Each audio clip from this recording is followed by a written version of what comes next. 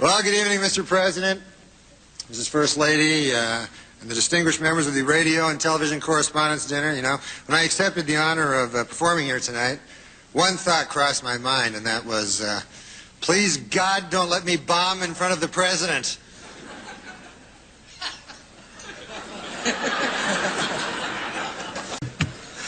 Anyways, the dinner was great. You enjoyed the dinner? We had some salmon. Yeah, it was delicious. It was great, and I thought it was refreshing to see Democrats serve something other than subpoenas for a change. I thought that was nice, you know. I'll be doing some jokes later. I just thought I'd.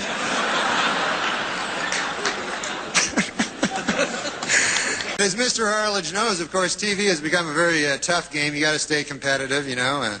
As we all know, ABC's Good Morning America is in a little turmoil, you know, a little trouble, a little rating trouble. And they're considering a lot of ways now, you know, to boost the ratings. And I don't know, I think they're getting a little desperate. I heard that next week Charles Gibson will announce he's a lesbian. I mean, is that going to help anything? Nobody wants to hear that. And also today I took a visit to the White House. For any of you who haven't taken a visit to the White House, unbelievable. So, you know, awe-inspiring and, you know, very rich in history, so beautiful, you know. Although I did notice a kind of an odd sign on the president's desk. It said, the yen stops here. Have you seen it? What the hell does that mean? The yen? I thought it was the buck stops here, I'd always heard.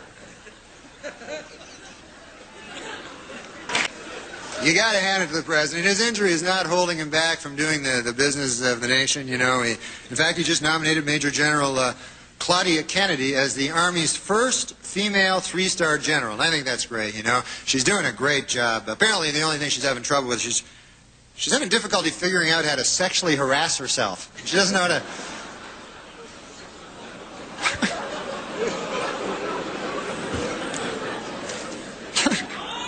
What's that? Guy yells my name for no reason. Let me ask you something. Now, I knew you when you started here in L.A., but you're from Canada. Yeah. You started in Canada. I did some gigs in Canada, and yeah. it's a little different, isn't it? It's kind of rough there because they got like a lot of people that like hate me. Oh, well, that could be a disadvantage. That's rough going in. But so, it was all like, you go to these crazy places like Medicine Hat or Red Deer. Yeah, yeah. Or I played one place, Head Smashed In, Buffalo Jump. It was a crazy place. Yeah. And you know how I got his name?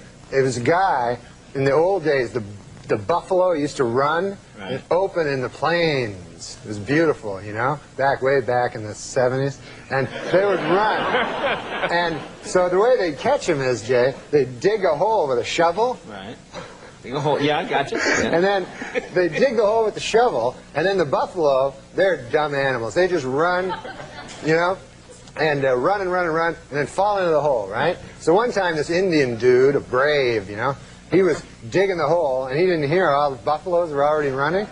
And then all the buffaloes fell on his head and smashed it in. So then they called the town Head Smashed In Buffalo Jump. It's very unwieldy name. Really? We've got one... Do you think the LGBT community, do you know, first of all, do you even know what it stands for? Yeah. What is that for? Lesbian, gay, bisexual, and transgender. Is it? I don't know if you're right. But... I mean, you can make up whatever acronyms you want. Well, you got a computer, you can look it up. I'm not going to look up what LGBT means. Well, somebody I know what can tell LGBT us means. I don't just think that's what told it you. means. Because B, I mean, all B's are G. All bisexuals are gay? Well, yeah. Obviously, right? Well, they have gay components they can be attracted all to. All B's are G. All L's are B. I'm sorry. Well, you're saying all bisexuals I'm trying are gay to do and some lesbian. syllogisms. No. I'm saying, do you think any of them go, I wonder if those... Do you ever think at the meetings they go, could I, because, you know, in their community, the LGBT community, I don't know where it exists, where they have their headquarters, but do you ever think the L's, the G's, and the B's go, I have an idea. the T's, you know, I think it's LGB sounds good. And then somebody else would go, somebody with a hat that looked like Carmen Miranda's would go, no, I like LGBT. And then the other person, you're going to get a lot of trouble for this segment. I'm not. What? I'm not. I love everybody. You know what I mean? Without love, what do we got? I don't care if a guy's a guy, a girl, a guy, girl. I couldn't care less. I love them all. What do you make of... I'll have sex with any of them. So you're the B. Huh? You're the B. No, I'm a person that is so tolerant that I would have sex with an L, a G, a B, or a T. Isn't that nice? But I would not have sex with a straight person. Do we have one more question from Scott? Scott, jump back in and you can wrap us up. You asked me here. about my podcast. Oh, yeah, that's right. Well, Periscope did. Yeah, Is Periscope. it coming back? Yeah, the problem with my podcast, I only get guests that are interesting, unlike you. You know, you have to just, whoever they throw in here, you know, you have to. Yeah, but you're good. You're interesting. I'm all right. You know, if we could start it all over, I would, you know. What would you start with? First of all, I just start with how much I love Caitlyn Jenner and how courageous I think she is. And all transgenders, you know, are courageous, you know, except the ones that are serial killers. I don't care for them. I'm torn, actually, with the because I love the part of them that is transgender so much. There's only been 2 in the history of the world, you know. Transgender people or transgender serial killers? Transgender serial killers. Ed Gein, and there was another fellow. Lady. And so I'm torn because the transgender part of them I love so much, and the serial killer part of them, I mean, I don't care for that. You know, I mean, you know, let me just go out on a limb here and say, I am against psychosexual sadists who slay people. But it's a difficult balance because, on the other hand, I love transgenders so much. Yeah, I love them. Well, you know, if I could have sex with a transgender every day for the rest of my life, I'd be a happy man. As long as they're not straight. Yeah, I don't want no straight people. I don't like straight people. There you go. You heard it here first, folks. Norm, everybody but straight people. Everybody but straight people. Straight people, I got no use for.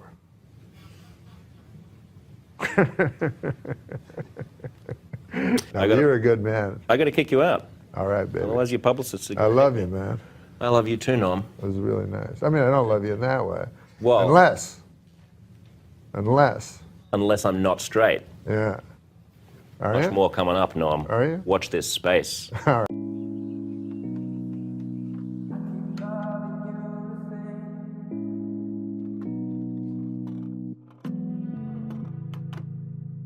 It's been a while, and I still like the way you look at me. I keep loving Baby thing. Oh, yeah. Oh, yeah. funny. Oh, You know, thanks. it's, I really have to give it to that guy that's the father, you know, Carlos Leon. Leon.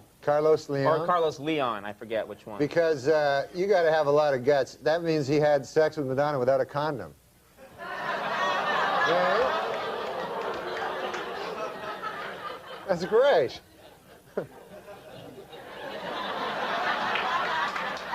You know what I always admire about you, Norm? You like to set the tone right away. You like to come out and sort of set the table for everybody and say, this is what we'll be doing. This guy was telling me all kinds of stuff. He told me that, he said, I don't know if you know this. This is an interesting thing. He told me, did you know that elephants do not really have a good memory? I didn't know that. Is that true? Well, that's what this guy said.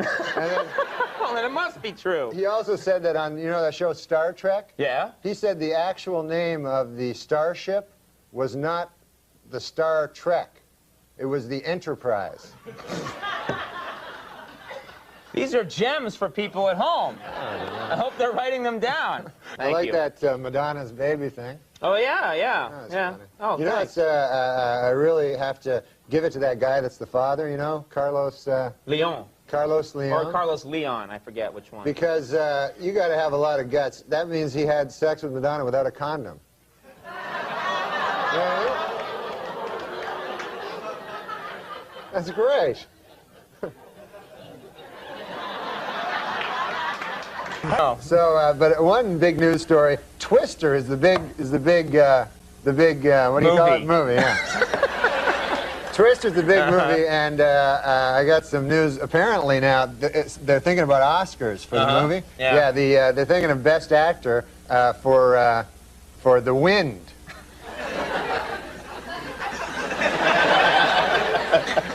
Before the show, you said that stunk. Yeah. Yeah, you were right. I did. They showed me a sheet of some stuff Norm might talk about. We all know these are completely spontaneous. And I picked that one out. I circled it and said, that ain't going to work. Yeah, I know this crowd. Right. You're right. Yeah, I'm your friend. I'm looking out for you. But you got other ones that I thought were terrific. Yeah, I didn't like them that much. But it was very thrilling. The big thing was he forced them to do this. The big problem that Clinton has is this thing where he's going to pardon the McDougalls. He may or may not pardon him. Yeah, people don't know. The Whitewater people, we call them here at the show. And he said today, he was on the Good Morning America show, Clinton, and he said that he says he may pardon the McDougalls if they're, if they go to jail, he may pardon them. And then they asked him, they said, what about Hillary if she is, because she's also a co-conspirator. Yeah, if she gets sent away. If she gets sent away, will he pardon her? And Clinton said, you do the time, you do the crime, you do the time, he said.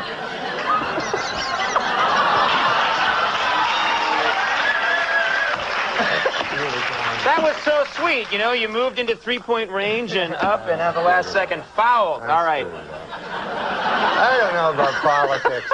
All I know is yesterday it was windy. Now, you see, to me... Know that, right? To me, Norm, this sounds like a topic you can sink your teeth into. Yeah, exactly. It was windy. This is what the people really care about. Yesterday in New York, you guys know how windy it was, right? Yeah. I'll tell you, it was so windy. I was walking down the street. I seen a robin. You know them robins? Yeah. He was pulling like a worm out of the ground. Yeah. Got whiplash. But I never saw anything like it. You know robins pull worms out of the ground? No, I've never seen a robin. Your mind's always going. I'm always thinking about the jokes from the paper, you know, so I can come on, especially when I come on your show, you know? Sure. You know how I come on your show and I always try to have some jokes from the newspaper? Sort of like now, yeah. Yeah. So here's the joke I got. Yeah. Y'all know about this woman, right, from Denmark that left her baby out in the street? Yeah. How do you feel about that, folks? Yeah. I don't like it either. I don't think that's right. Yeah. Good joke. Oh, no. You know, that was the premise I was stating. Uptake would be so easy for you. It would be such a great gig if that's all you did. That's all I What do you did. think about that, Boo? Yeah, all right. And in another story, President Clinton hurt his knee. What do you think? Oh, too bad. Yeah, okay. No, the point of it is this. I have a joke about it. Okay. Because they got reunited today. Oh. It was in the newspaper, in the New York Post and the New York Daily News. And so I was thinking, now they're flying back to Denmark, and this crazy woman puts the baby out on the wing.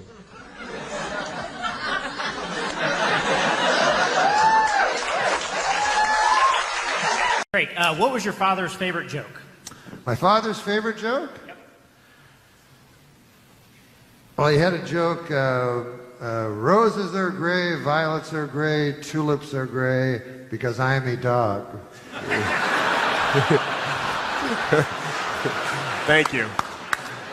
That was close. That was fast. Yeah. Have a favorite quick joke of your dad's? Sometimes he would go, try to think of the guy's name. He'd go, there's a fella named, what was his name? I go, it doesn't matter. So he goes, a fella, Bill, and he couldn't remember. So he went to the doctor to get memory pills, and they worked. And then his friend come over, Elmer, he says, what were those memory pills you got? I want to get them. What are they called? Oh, Elmer says, I can't remember. He says, what's the name of that flower? The other guy goes, I don't know. There's lots of flowers. A tulip? No, Elmer says, that's not it. It's, you put it in for, a carnation. No, Elmer says, that's not it. Long-stemmed, romantic flower. Oh, a rose. Yes, Elmer says. Rose. What was the name of that medication the doc gave me?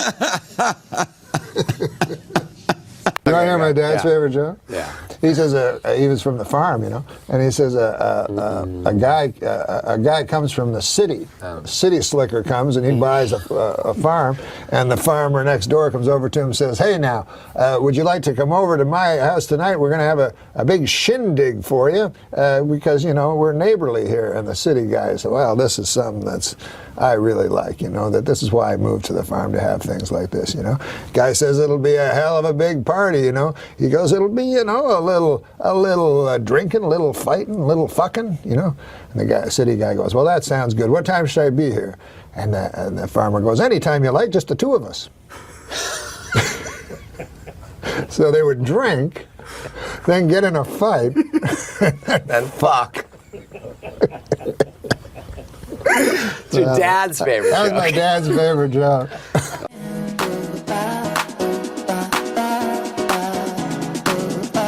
Connected to our senses.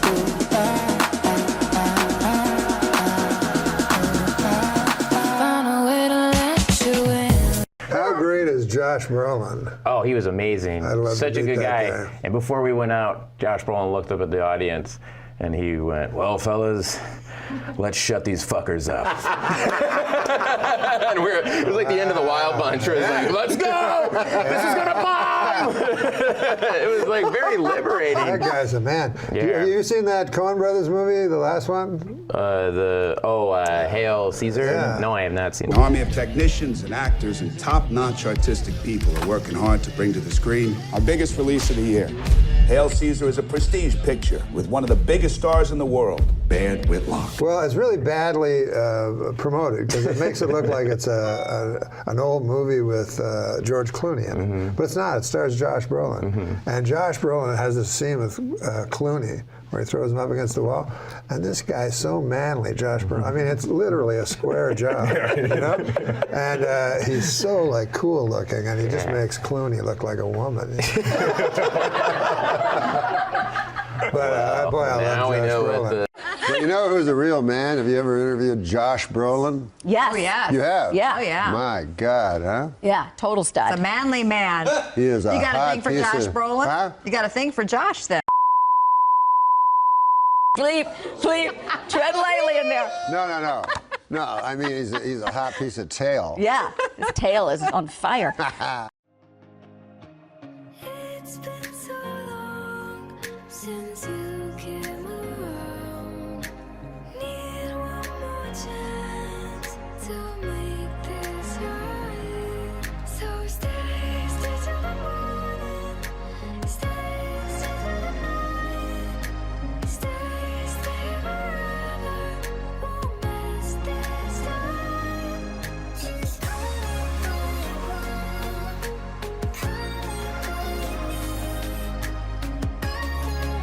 Processed the information that Rolling Stone had Norm MacDonald ranked 135 out of 144 all-time SNL cast members. Hey, Rolling Stone, you're irrelevant. That's a garbage call. You know, it's funny when Rolling Stone comes out and says, "Oh, Norm MacDonald, number 147." When did you start smoking? Oh, no, I just do this to relax. To look cool? I apologize. Okay. I quit smoking.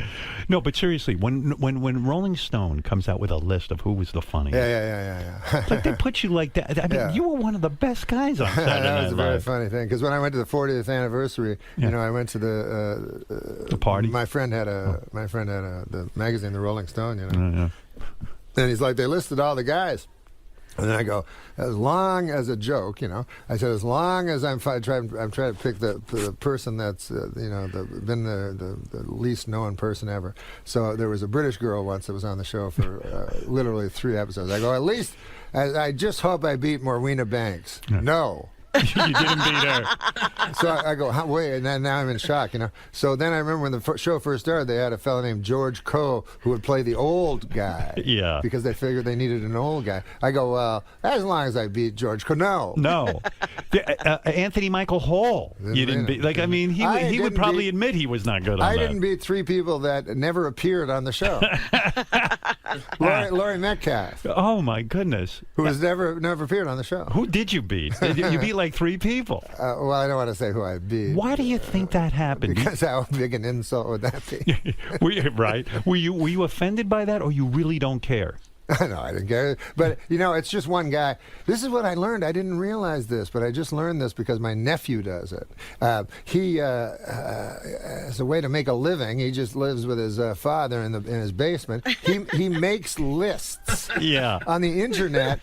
Everything about the Internet is hits. How many hits can you make? That's right. So, you know, when they say, like, you won't believe what these beautiful stars look like now that they're old bags, and then you hit them, you know, and you see a list of a bunch of old bags. And so you end up hitting like 50, 60 ones. So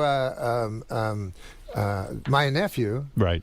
For some reason, because it's on the Internet, you think it has some authority, but no, it's my nephew in his basement. I know, but you have and the right best attitude. The best one he did is 10 celebrities that went black but did come back. That's a good list.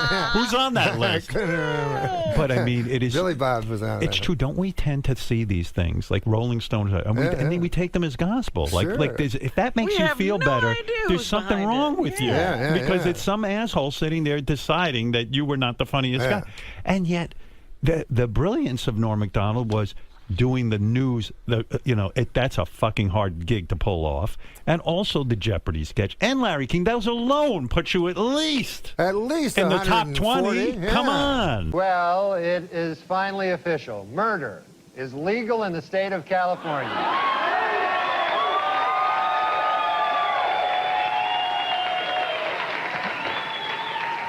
A down-and-out O.J. Simpson, depressed that all of his money-making ideas have failed, has decided to go back to doing what he does best, killing people.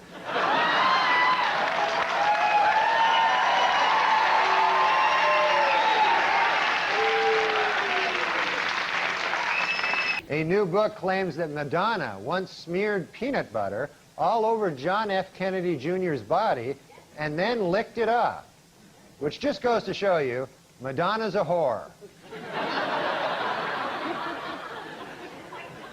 And finally, Weekend Update would like to congratulate Madonna, who gave birth to a beautiful baby girl last Monday. The baby weighed in at 6 pounds, 9 ounces, making it the 4th largest object ever to pass through Madonna's birth canal. This week, in a secret ceremony in Australia, Michael Jackson was married for the 2nd time.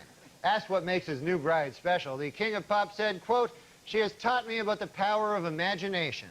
Like imagining that a grown woman is a 10-year-old boy."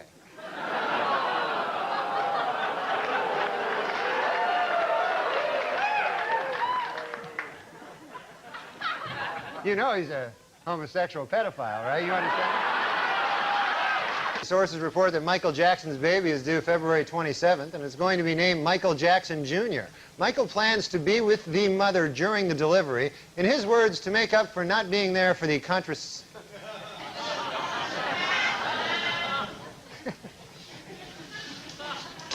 Sources report that Michael Jackson's baby is due February 27th.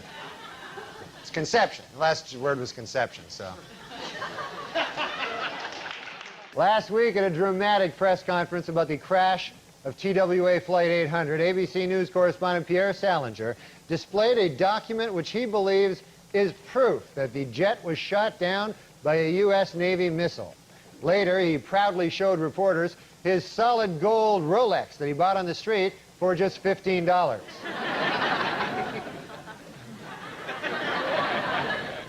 That's one ugly bastard, isn't it? This week, renowned heart surgeon Michael DeBakey attacked the hypocrisy of Hollywood stars who oppose the use of animals in medical research and yet wear ribbons supporting the war on deadly diseases like AIDS. In response, animal activist Ricky Lake said, quote, but the red ribbon diverts attention from my gigantic ass.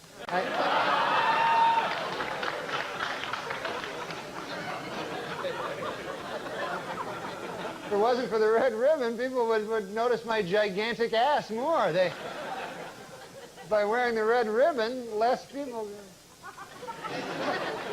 This week, in arguments before the Supreme Court, lawyers for President Clinton asked that the sexual harassment suit brought by Paula Jones be delayed until he leaves office. According to Clinton's attorney, quote, if the president were hauled into court every time some nut accused him of sexual harassment, he'd have no time to scare up tail.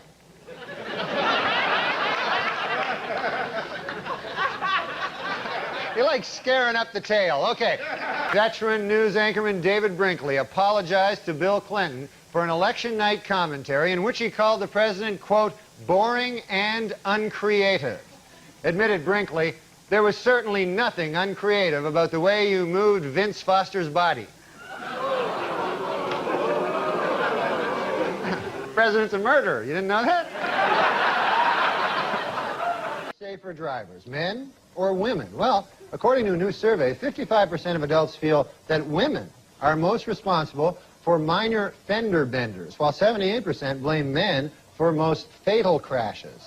Please note that the percentages in these pie graphs do not add up to 100% because the math was done by a woman.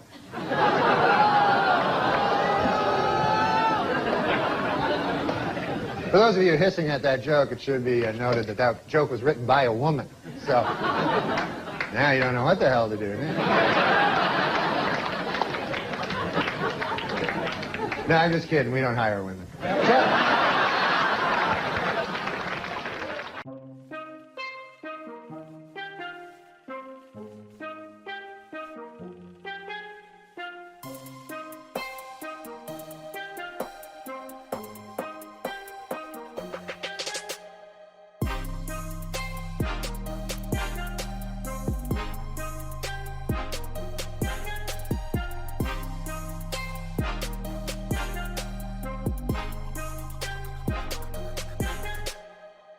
People here asked me to do the show, you know. I gotta say, I felt kind of weird, you know. I don't know if you remember this, but I used to actually be on this show, you know. I used to do the weekend update news routine, you remember that? And, yeah. That's where I did the make-believe news jokes, you know. That was me, right? So then, a year and a half ago, right, I had a sort of a disagreement with the management at the NBC. I wanted to keep my job, right? And they felt the exact opposite. So you see, they fired me because they said that I wasn't funny, you know?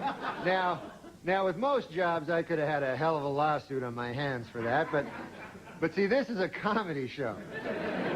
So they got me, you know what? But now, this is the weird part, right? It's only a year and a half later, and now they asked me to host the show. So I wondered, I go, hey, wait a second here. Hey! I go, how did I go in a year and a half from being not funny enough to be even allowed in the building to being so funny that I'm now hosting the show? How did I suddenly get so goddamn funny?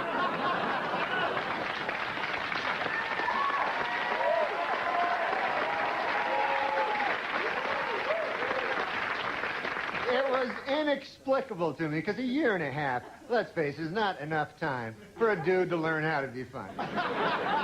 Then it occurred to me, I haven't gotten funnier. The show has gotten really bad.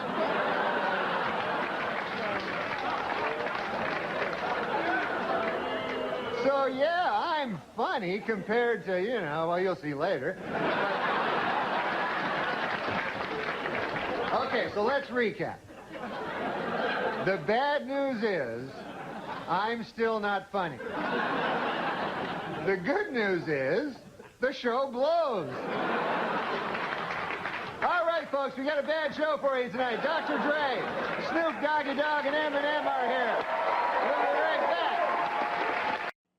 The only time it seems you ever survive a airplane crash is if you crash into the Andes, you know? And that's even worse because, you know, you have to fight with the moral quandary of cannibalism, which I am against, by the way. If you know anything about my work, you will know my tireless devotion to the anti-cannibalism cause. But I'm not going to use this as a bully pulpit. Most of you are adults, and you've cemented your views on cannibalism. I like to go for the kids, you know, the young people. I go all across this great country, and I go to the schools, and I talk to the children, you know, and I tell them, I go, listen, you might think it's cool to eat your buddy in algebra class, and I'm not going to lie to you, you will be the talk of the school for a few years, but what about the future? What about the future, I tell them. Here's the problem with crashing in the Andes and having to resort to cannibalism is they take so long to decide, you know what I mean? They go, oh, I don't want to eat a guy, oh, I can't do it, you know? And I can't eat the co-pilot, can't do it, you know? And then days go by, I go, hey, maybe we should eat the co-pilot, you know? And finally, they're maddened by hunger, and then they just attack, and they got co-pilot blood all over them, co-pilot viscera falling out of their mouth on their pink shirts, you know?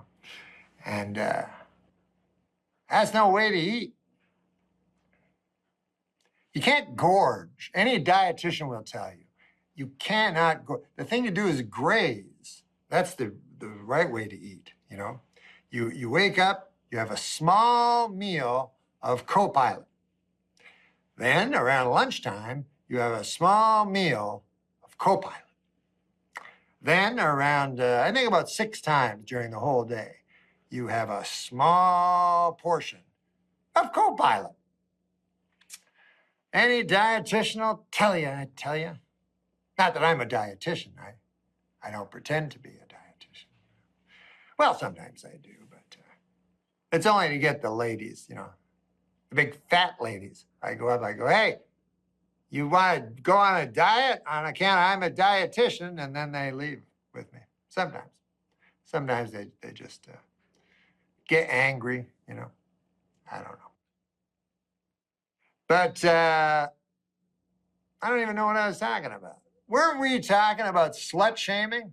I don't know. Nobody knows anymore. Oh, I know. Yes, the airplane. Yes.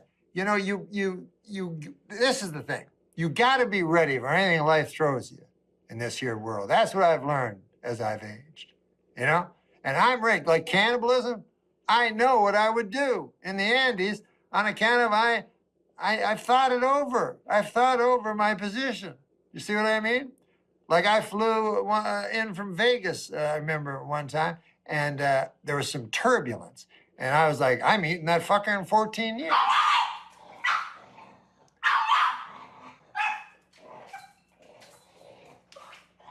The thing is, you got to be ready. You know, you got to be ready for anything this world throws at you. You know, and you know, and I am. You know, like I remember one time I was flying from Vegas to L.A. and there was a little turbulence, and I remember I said, I'm gonna eat that fucker in 14A. Ooh, that guy looked delicious. Big fat guy. I need your love. You free my mind. I need your love. Yeah, you free my mind.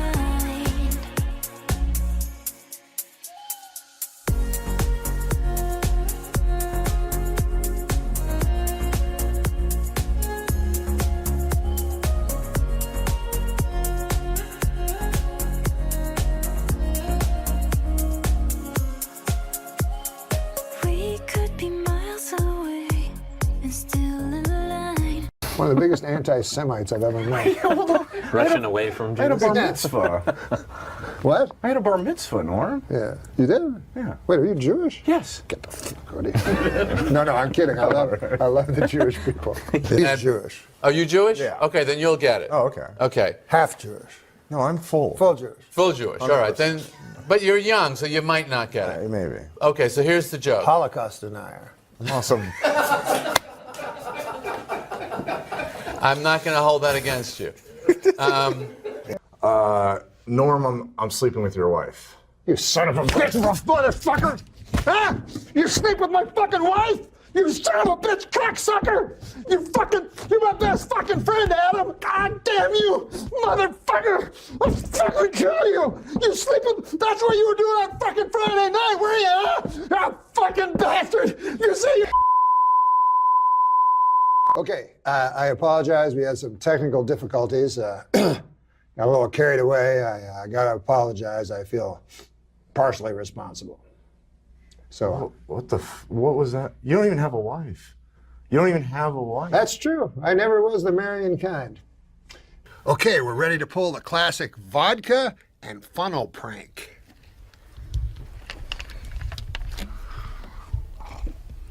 Yeah, you swallow that, you fucker. You drink that down. You don't fucking spit that out. Yeah, you like it, you fucker. Drink it. Fucking swallow that fucking...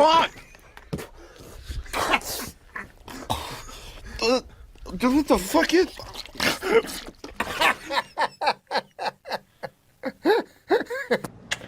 Adam Egot. Yeah. Would you come in, please? What's up? How'd it go? I just wanted to compliment you. Yes, you have a very nice tie. I like your shirt.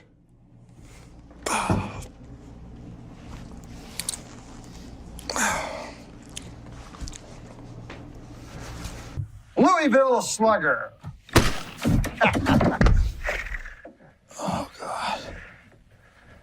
You see, I care enough to use a brand name. That's right, Dandy. Why don't you just say Brand X, you bum? It's called authenticity. Right, you're not worth a bent penny, you damn drunkard. Just gotta do something, though. Okay. What? You have like somewhere to be? Or? No, I just gotta do something. Oh, no!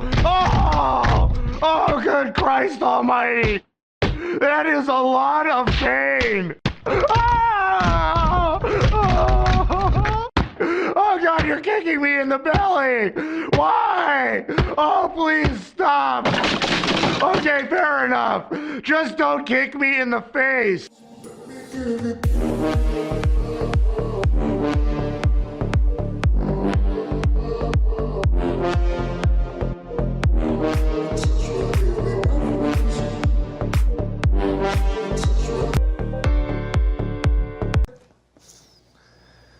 Some fellas are blessed. Adam Egan, where have you been? Turns out, in a jiffy, the wig came off. You could have, by the way, why the hell did it take you so long? I had to talk to Gala for 10 minutes. You get...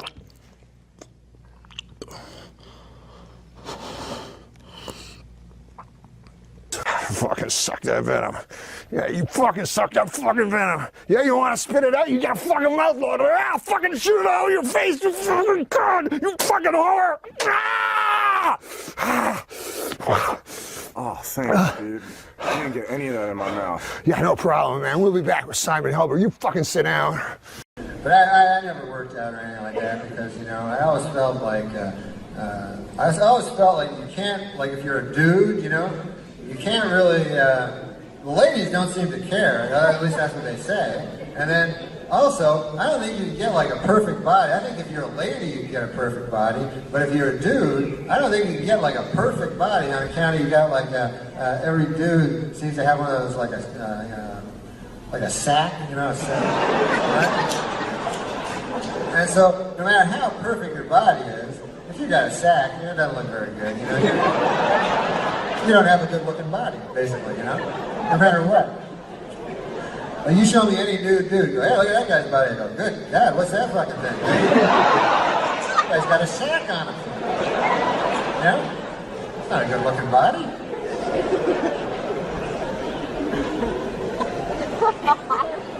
You ever see a guy with a good-looking sack? You know, yeah. You hear a guy go, "Hey, Bob, you know what your best feature is?" Me and the guys were talking about it. Your sack. Oh, Lord, that's... You doing something different with your sack lately or something? God damn, that looks good. Good-looking sack you're toting around there, I'm telling you. Right? You can't work out on that or anything. Got no machine, got no sack of steel that they got. They're just giving up on that, man. That's why I'm surprised those plastic surgeons. Why are they working on the sack, man? Guy go like, "Man, I got a little thing here, a line under my eye. I'm gonna get that taken care of." Meanwhile, huge ancient old sack hanging out. Yeah, that's my problem, man. That eye thing. Got little crow's feet there, man. I get rid of them, that'll be good. Sack's old too, man. That's older than you, your sack. I don't know how that worked out. You know what I mean? You have a dude like 25, his sack's like 100 years old. Right? Sometimes you turn to it for advice. You ever do that? You go, right? You go, "What would you do, wise old sack?" No? He's like, "I tell you something, son.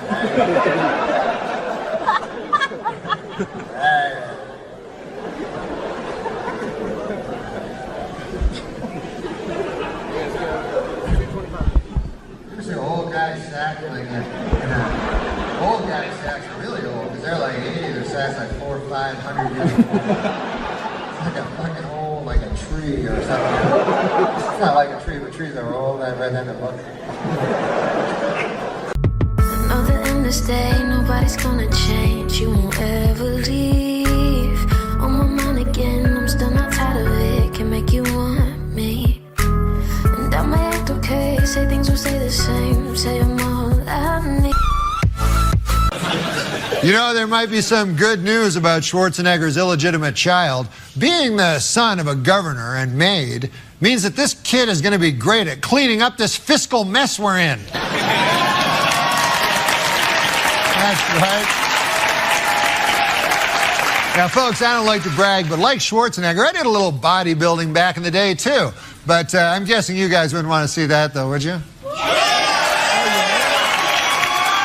Okay, all right, sure.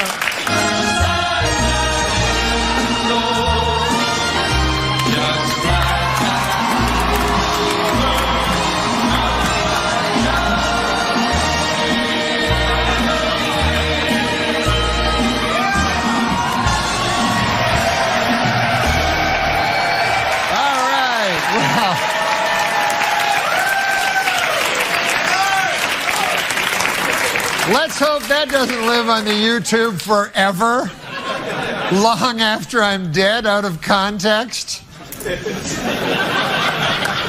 Yeah. You know, there's so many naturally funny guys. Sometimes with stand-up, I'll get in a cab, and the guy will go, "Guy will tell me, you got to be the funniest guy ever, you know? He's just this cab driver, way funnier than me." And he goes, "I don't know how you do it." And I'm going, "Wow, that's good. Because you'd be way better than I would." He's like, "How do you do it? You stand up on stage." I could never do it. I guess I'll just have to drive this cab for the rest of my life. What do you do again? Stand up there? Nah, that seems impossible. So I go, "That's good." Sometimes I'll go, like, I'll be in a cab, and then I'm talking to the guy's the funniest guy I've ever met, you know? He's like, "I don't know how you do it," you know? I'm like, "What the? You're way the fuck funnier than me." But I'm glad you think it's so great. Difficult, you know? Right. Because if it wasn't, like, you know, I think of all my relatives that were great anecdotalists and stuff, you know? Yeah. But there's this feeling that they can't do it, you know? Right. And of course you can. This week is Taxi Cab Appreciation Week, so to all you taxi cab drivers out there, I'd appreciate it if you'd take a shower once in a while. How'd that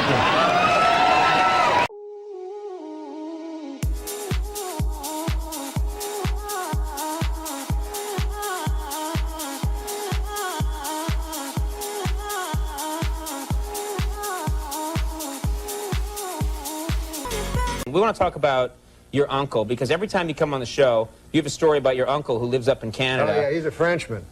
Yeah.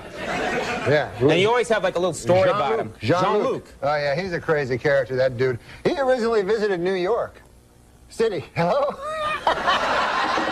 I'm just having a drink. I can listen to you and have a drink. It's not like I went like this. Hold it. Ooh. Ah, liquid. Huh? I'm still here. Let's see if I got this right. You've got an uncle, lives up in Canada, named Jean-Luc. Jean-Luc. Occasionally he visits. Once time he visited New York. So I'm living in New York, you know? And Jean-Luc, I'm excited. Jean-Luc's going to come back, my crazy Frenchman uncle. So he gets in the cab, right? When he gets to the airport. Yeah, when he gets to the airport, the cab driver picks him up, and the cab driver says to him, "Hey, Frenchman," he says, do you like riddles, you know? So my uncle Jean-Luc, he's like, "Ah, yes, I love the riddles." That's how he talks. He goes, "I like nothing better than a riddle." So the cabbie's like, "All right, here's one," right? So he said, "Here's the riddle. His brothers and sisters, I have none, but this man's father is my father's son." So my uncle goes, I don't know. Right? So the cabbie goes, "It's me. It's me." Oh, yeah, makes sense. Oh, he thinks about it. "Oh, my God," he says, "that's a good riddle there." He says, "I have to tell my wife, Mary Claire, when I get back to Gaspé." That's where he lives, Gaspé. Right. So he's like, "Take me back to the airport." And the cabbie's like, "What?" Right? The cabbie's like, "I thought you wanted to go visit Norm then." "No, no, no. I go back to the airport." "All right, you know, I have to tell Mary Claire." Seems odd, right? Right. Gets back on the plane, flies all the way back home there to Gaspé. And he gets back, right? Runs in the door. Mary Claire, where's vous? You know, where are you, Mary Claire? Come on down here. I have a riddle for you. She goes, "Oh, Jean-Luc, I love the riddle." She's a woman, high voice. Michael Jackson was visiting. Yeah, all right. So, you're going to love this riddle. How was New York? Forget about that. I got the riddle. Brothers and sisters, I have none. But this man's father is my father's son. She goes, I don't know. Who is it? Some cab driver back in New York.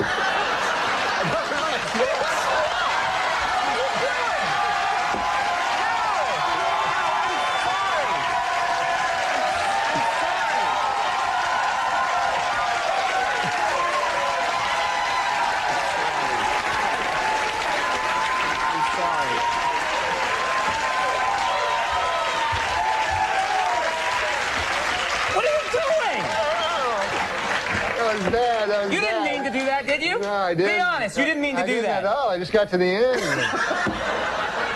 That guy, man, I always tell my uncle, you shouldn't curse so much. You know? Oh, man. All right. We're going to pick up the pieces. Yeah. Everyone that meets you does an impression of you. What? You're one of those guys that you make such an impression on people that everyone that meets you does a Norm MacDonald. It's amazing how, like, some of your friends, like, you know, seriously, like those guys who came out of Saturday Night Live, like Sandler, you, Chris Rock. There's a lot of guys who sort of all of a sudden are like real big players. Norm got his own TV show. Norm's doing well. What? What? Do you hang out with Norm, or is it impossible? It's pretty impossible because he's crazy. He is. In L.A., I call him and he goes, I go, "What happened last week? I called you to go." "You called me?" And I go, "Yeah." "On my phone?" I go, "Yeah." And he goes, "Oh, yeah, I got that." I go, "You didn't call me back?" No. And he's serious. Yeah, he's crazy. And yeah, I know. Like, I have him on the show. I love him, though. He's the funniest guy around. I think you need to be kind of crazy to be really funny. He is very funny. Norm's walking into the bar. It was noon when he called me. It was 8:30 at night. And he goes, I know. Where are you going? And I'm like, "I'm fucking hammered. I'm going home." He's like, "I just got here." And I'm like, "I know, you're 8 hours late." Like, "Well, have a fucking beer." Right? Being weird. I'm like, "I'm not. I want to go. I can't walk or see." I call up Norm. I said, "Norm, you want to go to Palm Springs with me? It's a 3-day Jim McClain course." "Yeah." So I pick him up. He rides out there with his feet out the window all the way, listening to Johnny Cash. Remember that? Yeah. And we get out there, and the next morning I call him to wake him up to go. He's sound asleep. I got to call him like 3 times and knock on his door. And then he gets up, And he goes, I can't find my shoes. He's like me with a little kid. I saw you on Conan once, and you did say, you said crack whore and midget several times. Yeah. So then I did do a thing, full confession. I did Norm MacDonald as an alarm clock. And it was like, this is what it was. Wake up. Hey, wake up there. There's a crack whore and a midget in your bed. So I just thought that was really funny, right? What about the other impressions? Drunk guy comes up to him at the bar and goes, hey, aren't you Norma? And he's gone. He's just suddenly gone. None of this. Nora's back at the bar going, hey, what happened? What happened to that guy? Hey, where'd he go? Bad. That's right. Where'd he go? Pretty good. Well, I can get you down. That's pretty good. Kind of in here somewhere. That's pretty good. Yeah. This character is voiced by Norm MacDonald. Yeah, that's Yaphet. And that is he's just a blob. He's a blob. Yeah, and how did you get Norm to do it? I love You know, Norm MacDonald. I asked him, do you want to be a blob? And he said, yeah, sure, I'll be a blob. Sure, why not? And,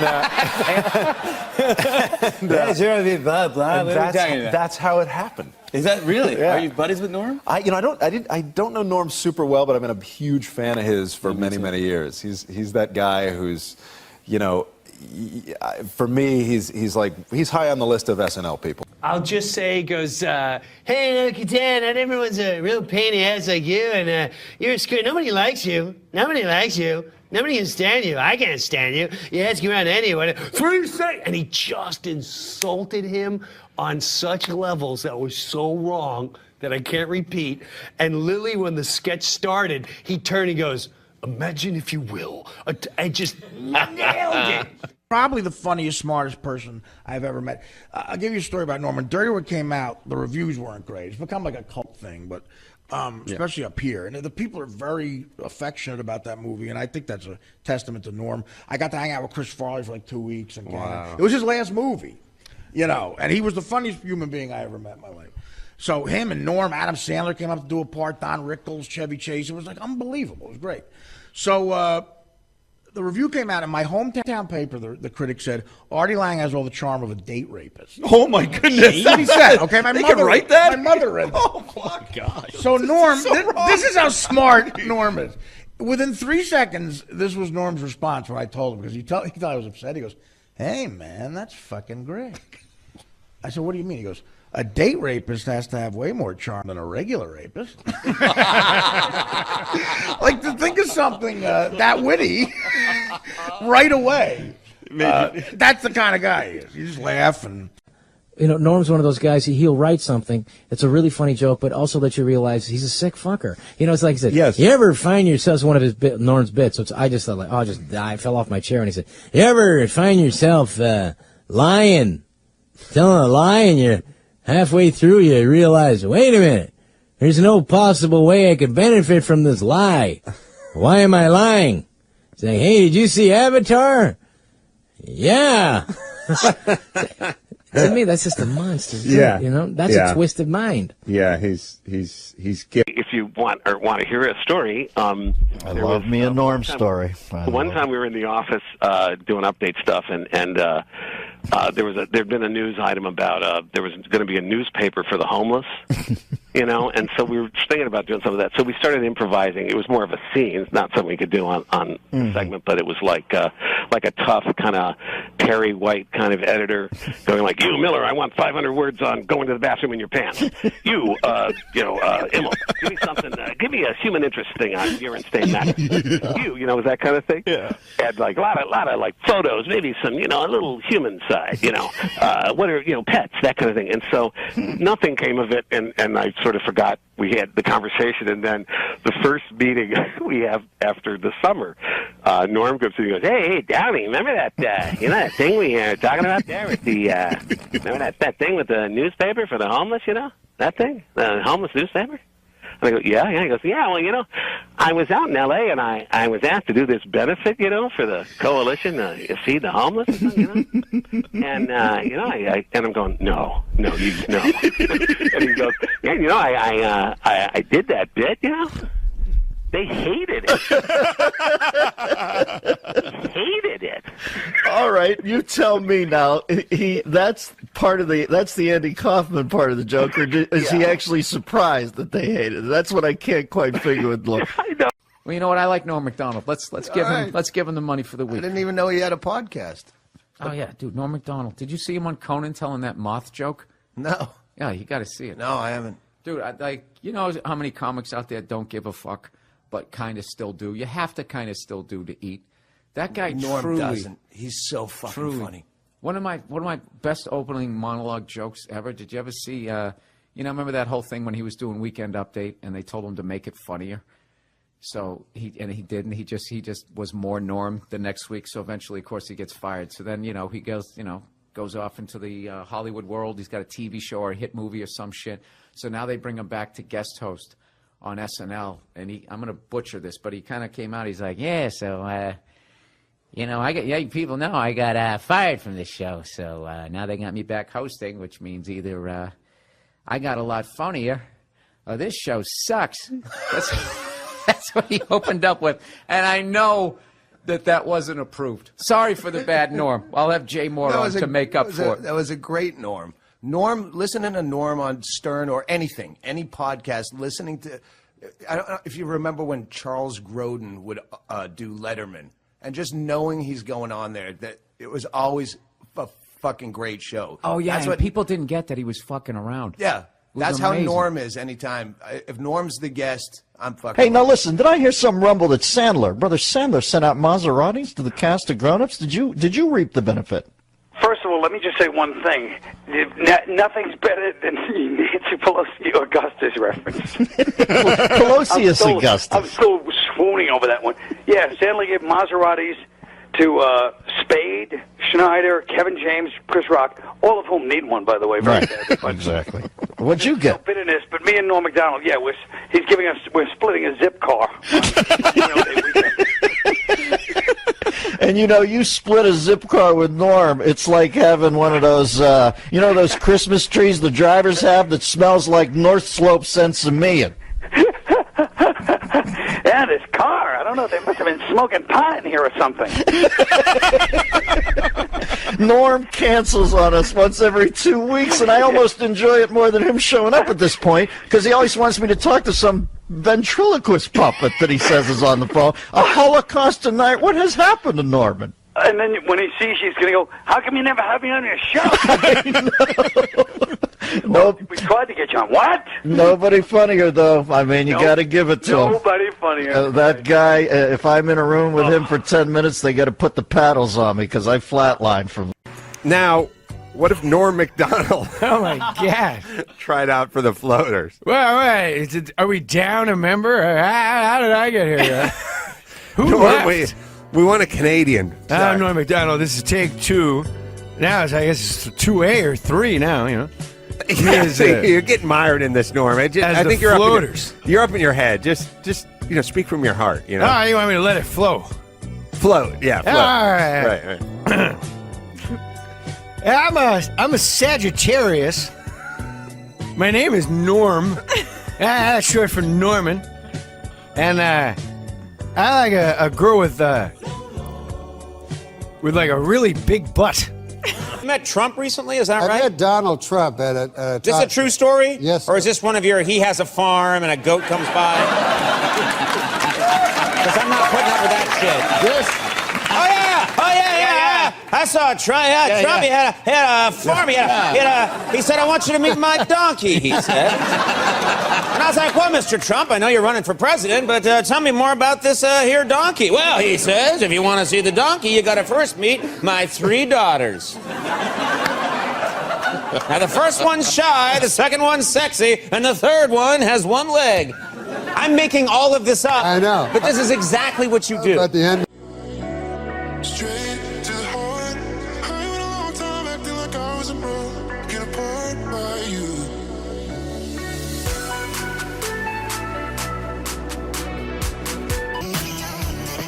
Weirder the voice, the more fun they are to watch. Like Norm Macdonald. I love Norm Macdonald. Great comedian. But he's if you don't know who he is, he's the guy who's the theory. Who needs a punchline when you have the word crack whore? See, I said that there. Oh, God, I just said it there, Is it offensive when I do you to you? No, you do it. You do It's it nice. exaggerated. It depends. Like some people. All my impressions Some are people like they Frank do? Caliendo. He he puts a comment in there. He's like, See, I don't see that. He's like, well, why you don't need a punchline? You say crack or I'm like, well, that's more of a comment, right? I can do an impression myself. Yeah. Hey, what's going on? Hey. That's the I've never heard you say that. Hey, what's going on? Hey, what's going on? Sounds like you doing an impression of Brewer doing an impression of you. Hey, Dave Jackman, Now I'm just doing it to be funny. Yeah. No. Come on. You gotta be careful asking because from what I hear from the movies, all comedians will go into, well, a family goes into a talent agency and they say, we've got this great act. This guy, they came to me to do that movie. He's talking about the aristocrat. Yeah. Right. And I said, I've never heard that joke. But they have secret parties at Chevy Chase's house. It's the gayest thing I've ever heard. I'm like, you're gonna make us all sound like that's so gay that we all go backstage and go, hey, well let's hear your version. Yeah, that doesn't happen. That's not true. Hanging. That might have happened back in the 30s or something. But did you ever hear that? No. Yeah. No, I don't. That's the weirdest movie I ever saw. I was so angry about that thing. All right, we gotta go. Stevie can't wait to get to Lamontanelli. You say I don't listen. I tell you I try. And we both got our own problems. But I Guy goes into a talent agent's office and says, the greatest act in the world. It's a family act. And the agent goes, well, what do you people do? I come out dressed as Hitler in crotchless panties. I'd like to see that, actually. And we all drop our drawers and take a huge... They might have to clean this up for TV. I don't know if you know this, because you've only, on the app, you've only seen my face. But I don't want you to be surprised or shocked or set back or put off, because when you see all of me, I'm a big fat fuck, I could put my hands in my pockets when I'm naked. I'm a big gal. I'm chafed. I don't know, man.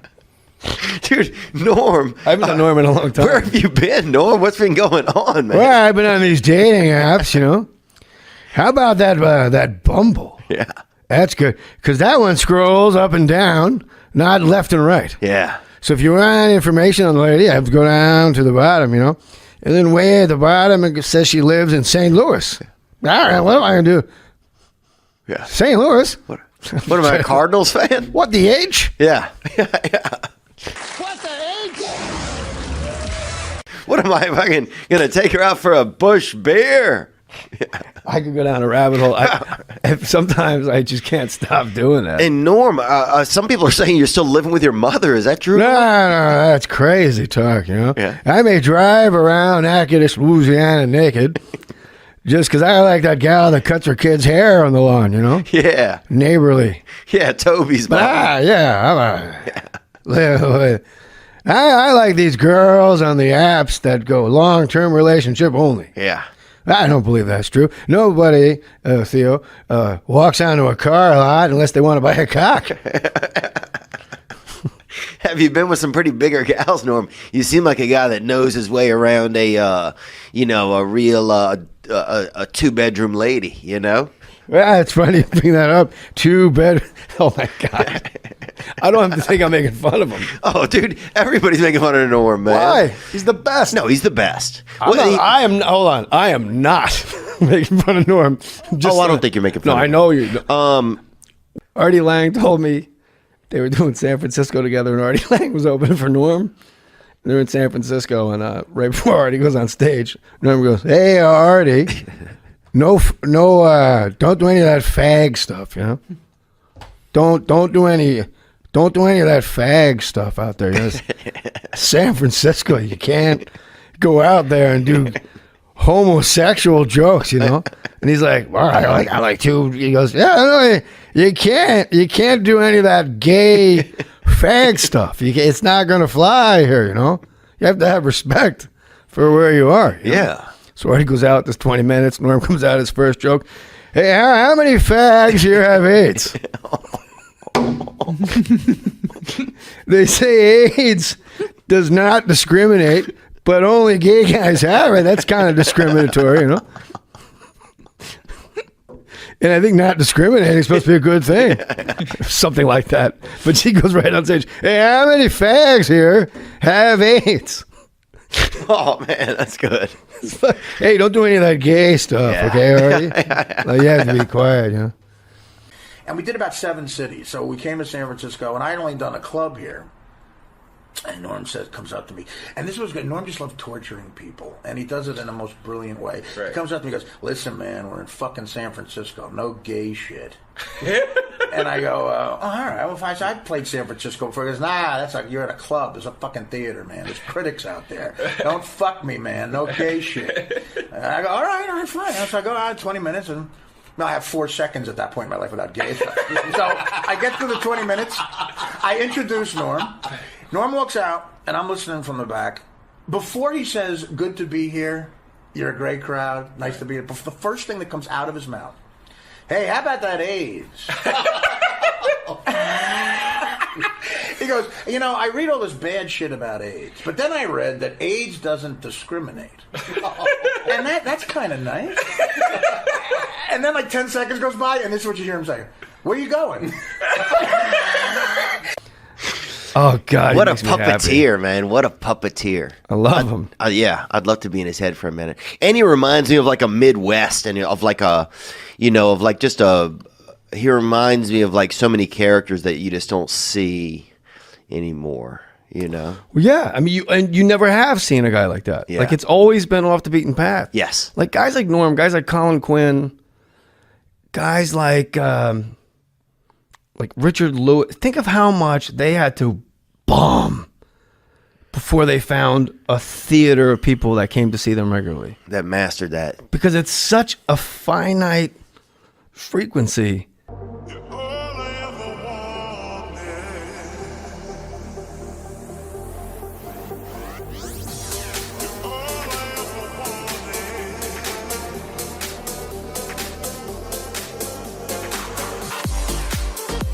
What is your favorite Norm MacDonald story? I have a feeling I know what you're going to say, but who cares? Tell the story anyways. We all love it. It's the best story ever. I don't know what story he's talking about that he thinks he knows. I'm going to tell him my favorite Norm MacDonald story. I don't know either. I was at Antioch, California, Pizza Man. How'd you like to be at home, you know? Yeah. Yeah, a bunch of kids. Yeah. Big fat wife, big fat fuck, you know, giving you an ear beating. Beautiful big guy. And I'll take care of everything. I'm going to order a pizza. Yeah. That'll make everybody happy. Yeah. And that guy is asking questions on the Theo Vaughn podcast. And his pie's 7 minutes late. Meanwhile, that fucking guy's wife digests him. You can't give up. I can go insane doing it. No, it's so good, though. Thank you. My favorite Norm MacDonald story is probably one you guys don't know. It's in my book. Is when he would. Okay. Greatest. I think I know what he's talking about. Wow. What was the kid's name? Antioch Pizza Man. Ryan Louderback. Ryan Louderback. From the Antioch Louderbacks, you know, not to be confused with the ones in Pahrump. I don't know what's going on here. We were writing a sketch. Well, I was watching other people write and rewrite a sketch. And there's like 30 writers, and the sketch was David Spade. Fred Wolf wrote it for David Spade. I'm pretty sure it was Fred Wolf. And it was a weight loss supplement, but it was just PCP and crack. Oh, yeah. And so you put it in a milkshake, and you smoke it, and you just go about your day. And then, like, you know, when they show like a fat person becoming a skinny person, it says like, 16 weeks. It was like 6 hours. And David Spade's like, I'm going to help you lose weight. You just hear like, ride the snake. You got to ride the snake. Don't let the snake ride you. And then they just have all these people like shrinking into like skeleton bodies. And because it's just crack. It's all drugs. Yeah, that's drug related. Crack. They say drug related. And they have Farley, a pre-filmed piece of Farley at a drive-thru window that they're going to cut to in the sketch. And Farley pulls up to a drive-thru window and he goes, I'll have He's one of the people that are just started. And he goes, I'll have, can I take your order? He goes, yes. I'll have 14 cheeseburgers, 14 hamburgers, 4 vanilla milkshakes, 6 strawberry milkshakes, 3 chocolate milkshakes, 6 apple pies, and it just goes on and on and on. And the rewrite, it was like from 1 in the morning till 3 in the morning. I'm not kidding. It was 2 hours. Guys from Harvard, Brown, Yale, arguing over because the guy goes, will there be anything else? And what he says next for 2 hours, they're like, how about he repeats the exact same order again? Yeah. How about he says all that and goes, a Diet Coke? How about he says all that and goes, make that 9 apple pies?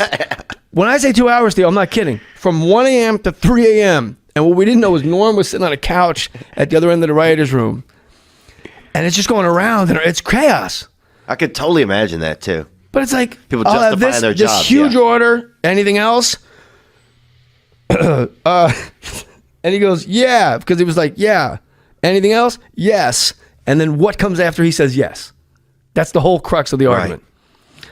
And Norm goes, we know he's in the room, he goes, hey, you guys, we're all jumping. Hey, you guys got Chris going, give me all that food, like 14 of those things and 25 apple pies, And the guy in the box goes, hey, will that be all?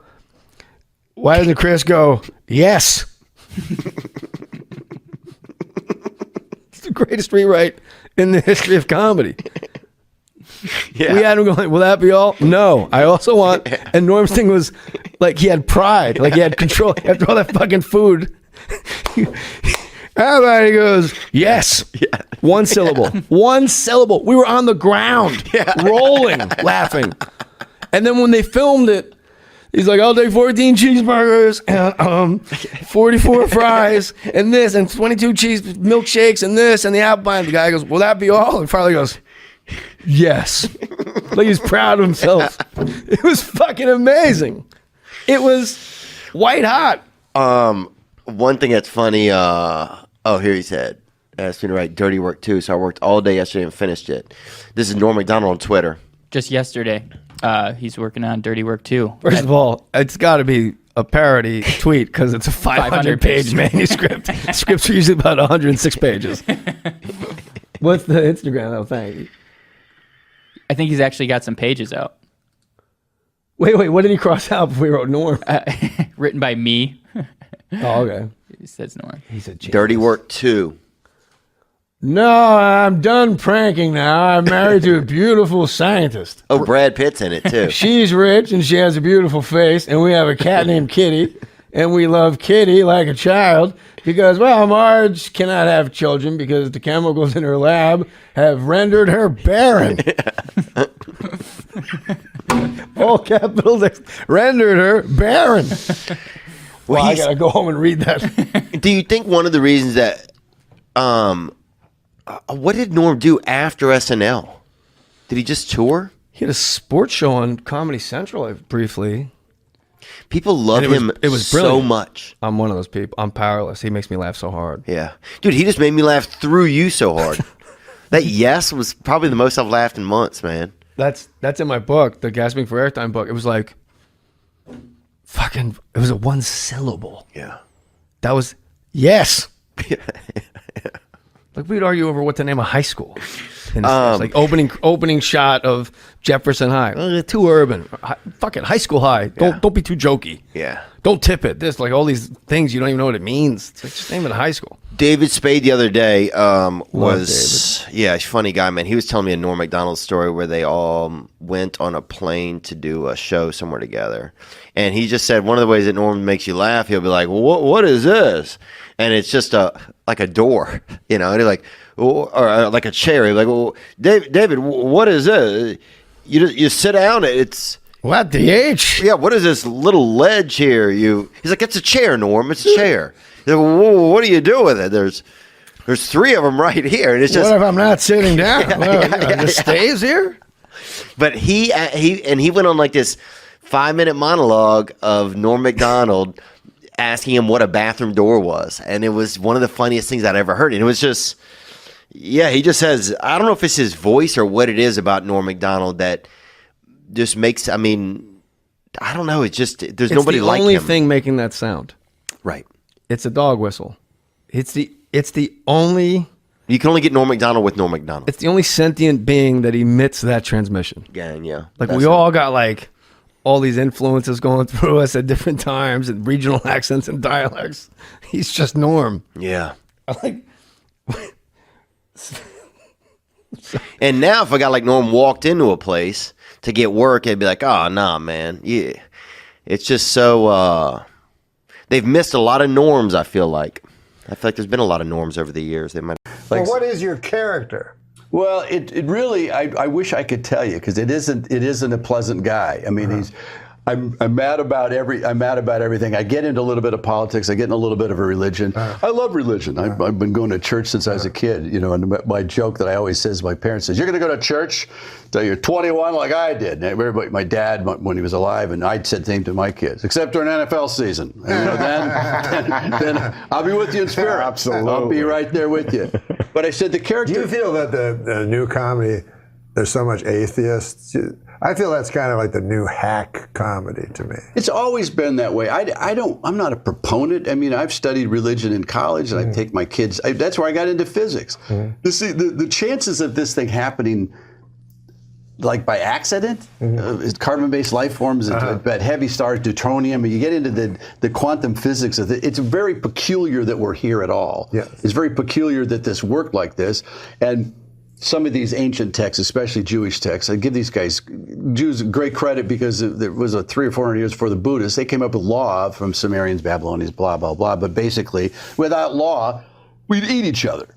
You know, that human nature, this is, I think John Wayne said, you can't legislate it. He said, he turned from a very good progressive from Democrat to a Republican because he got pushed by we think. And he said, listen, you can't legislate human behavior.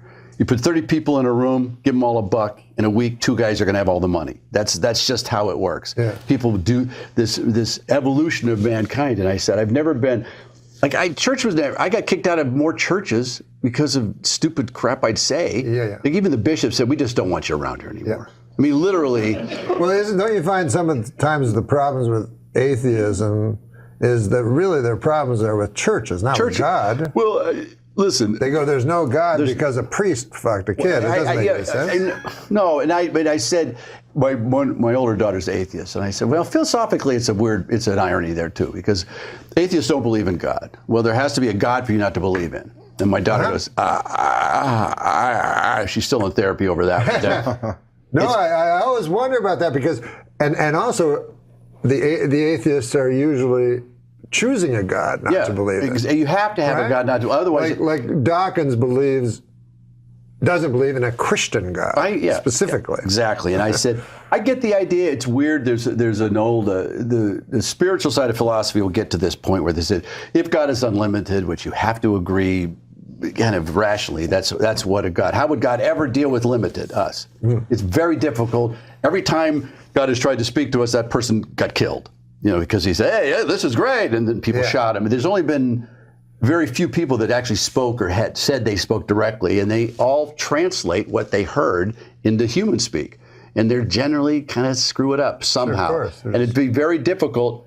There's no, there's a Mark Kornhauser, used to be a magician that I work with all the time. And this is one of my analogies for the spiritual life. He goes, he did that trick where you rip a newspaper. Remember, well, magicians always worked with us with prop acts, and comics probably are going prop act. You know, a lot of prop acts I like. The Amazing Jonathan is hysterical, and I like magicians. You rip the newspaper, and then you unfold it. And I'm on stage going, "It's magic." I watched both hands. There's no, he didn't. You know, I couldn't get it, so I backstage said, "Show me that." He goes, "No, I'm not showing you that. If I show it to you, 3 things will happen. You'll go, oh shit, that's stupid. Then you'll try it. And magic will no longer mean anything to you. And that's the same thing. One day I was saying, I wonder what like prophets saw. And then God, imagine that if God said, listen, if I show you what's really going on here, you're going to go, oh, that's stupid. And then you're going to try to tell people. And the third thing is you just won't want to be here anymore. This won't mean anything. So you got to, I heard some guy The only guy he ever showed was Job. And then I think the Prophet Islam. Ezekiel? No, Muhammad. They showed him, and then he wrote it because his miracle, he said to his staff, was. We're not going to get too deep into this. No, but you don't want to get into that. He couldn't read or write, so he said his miracle was he wrote their holy book. But he was a nuts guy, from all accounts. Really, was a good guy.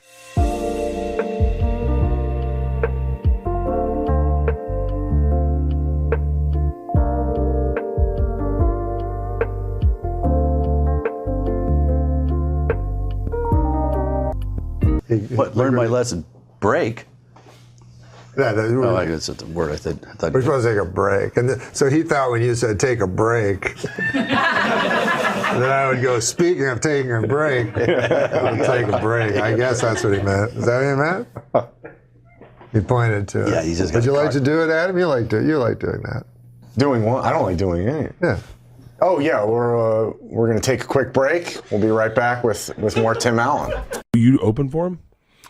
No, well, I'm trying to think. I hung out with him a couple times. The Irvine one was the time I got really high with him.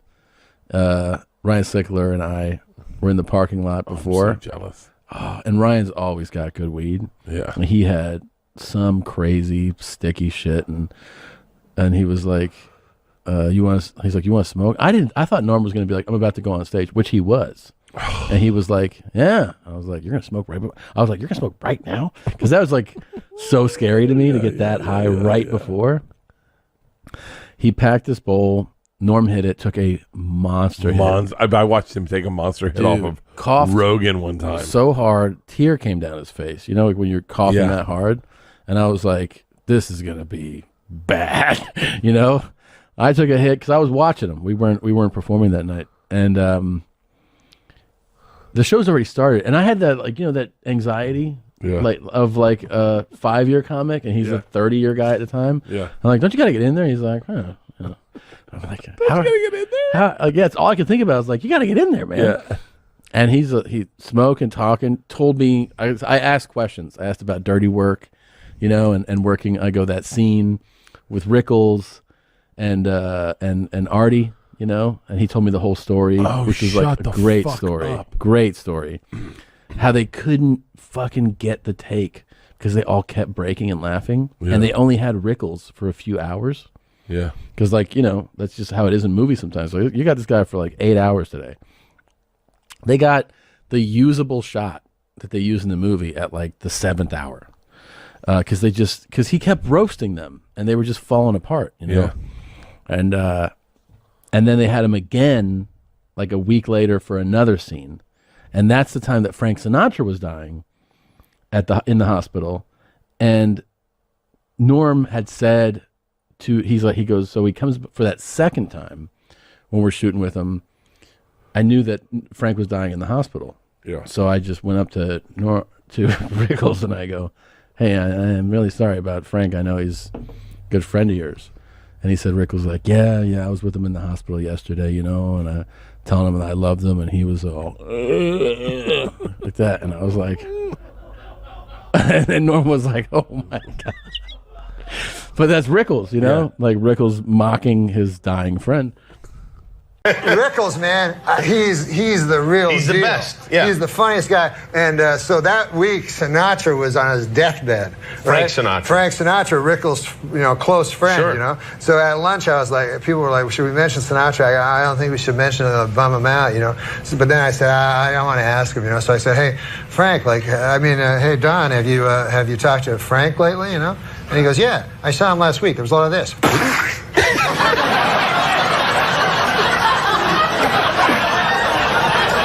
Died 4 days later. And then I said, oh. And he goes, yeah. He goes, it's a lot of me with my head 2 inches from Frank's face going, I'm not Barbara.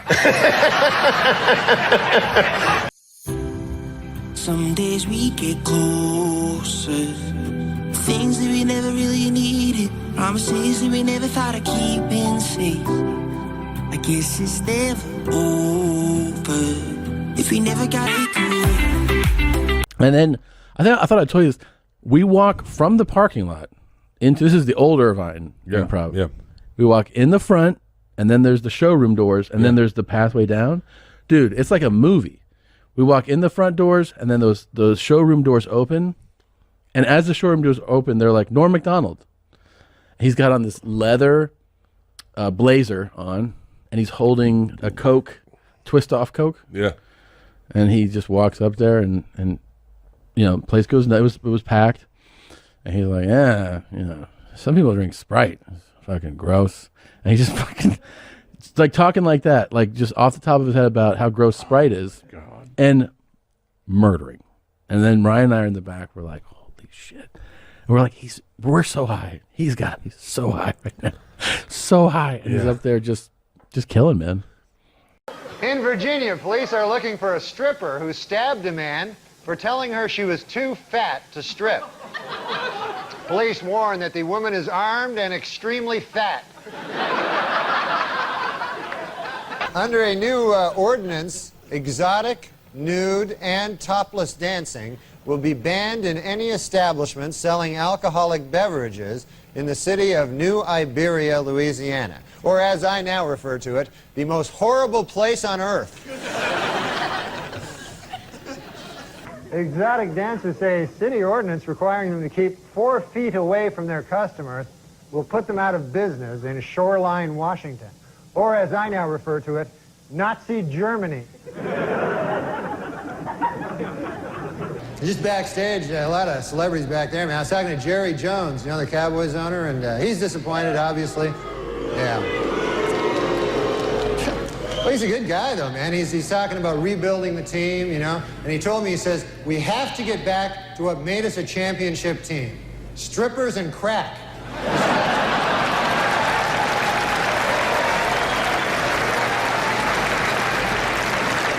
I met you first. You'll never remember this because I was just hanging out. Where did we meet? Crazy Girls. Crazy Girls. Talk about truth in advertising and that fucking thing. How are you so funny? Crazy Girls. Half price of Crazy Girls. That's my favorite strip club. Crazy Girls. And you know what I like about it? I'll tell you what I like about it. That title, Crazy Girls. You want to talk about truth in advertising. Kind of right there. Why did you say to her? Does she work at Crazy Girls? No, she works at the library. No, I used to work at one of those clubs. Oh, you used to work at a strip club? Yeah. Oh, cool. And were you an exotic dancer? Yes. Oh, that's cool. What's your name? I'm just Lauren Thompson. Lauren Thompson? Yeah. Yeah, but I mean your real name. Lauren Thompson, yeah, sure. No, it's very interesting. How long did you do that? About 4 years. For 4 years? Yeah. Wow. And would you say that any girl should follow that course? Not really, no. In their 20s. In their 20s? They're in their 20s. Maybe. Yeah. And then they spend their 30s in rehab, is that how? No, real estate. In real estate. Yeah. We're from here. No, that's fantastic. If you can use it to your advantage and not get hooked on drugs obviously, right? There's an enormous amount of drugs in the exotic dancing community, isn't there? Yeah. At least when I did it. Why are you answering all her questions? The fuck? Are you a pimp or something? God damn. Why can't you just let Lauren...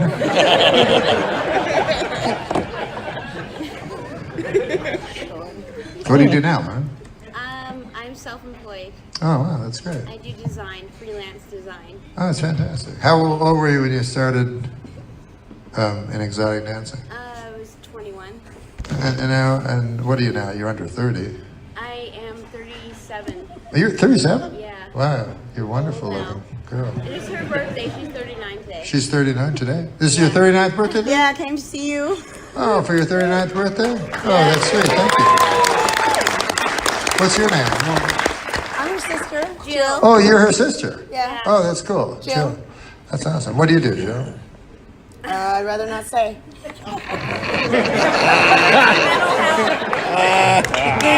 I work in mental health. Oh, you work in mental health. Yeah. Well, it's a great thing. I don't know why you wouldn't want to say that. She's professional, like. She's what? She's trying to be professional. Like I'm like the FBI. She's trying to be a professional. FBI? I used to work at the FBI. I was a female body inspector.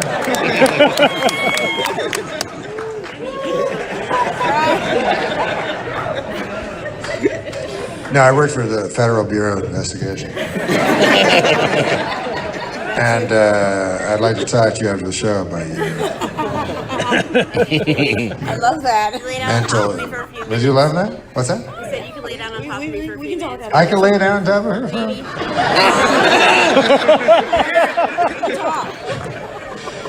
I can see what your self-employment is now. She was an exotic dancer. Now she whores out her sister to traveling, shadowy stand-up comedian. No, you're the love of her life. I'm the love of your life? Her life. I'm the love of her life. And yet you came to see me on your 39th birthday. We both think you're awesome, that's all. Really? Yeah. Yes, we do. Have you ever had a threesome? You've been asked but never done it? Yeah. I don't want to tell that. Last night I had the craziest, hottest fucking threesome. And also, you think when you have a threesome that everybody is so, evil and gross. Two of the nicest fellas I ever met. I mean, gentlemen. They were gentlemen. They really were. Hey, listen, guys, thank you so much for coming out. God bless you. I love you. Take care.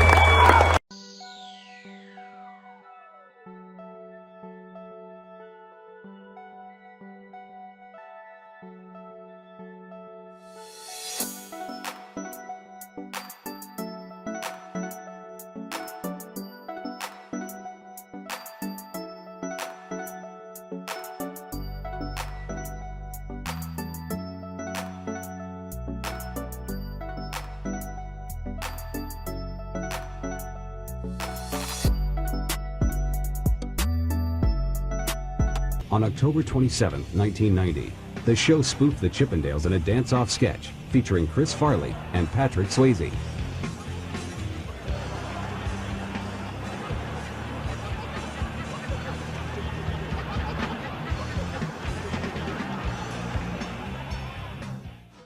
I have so many Norm moments in my life. My first press conference with Norm was...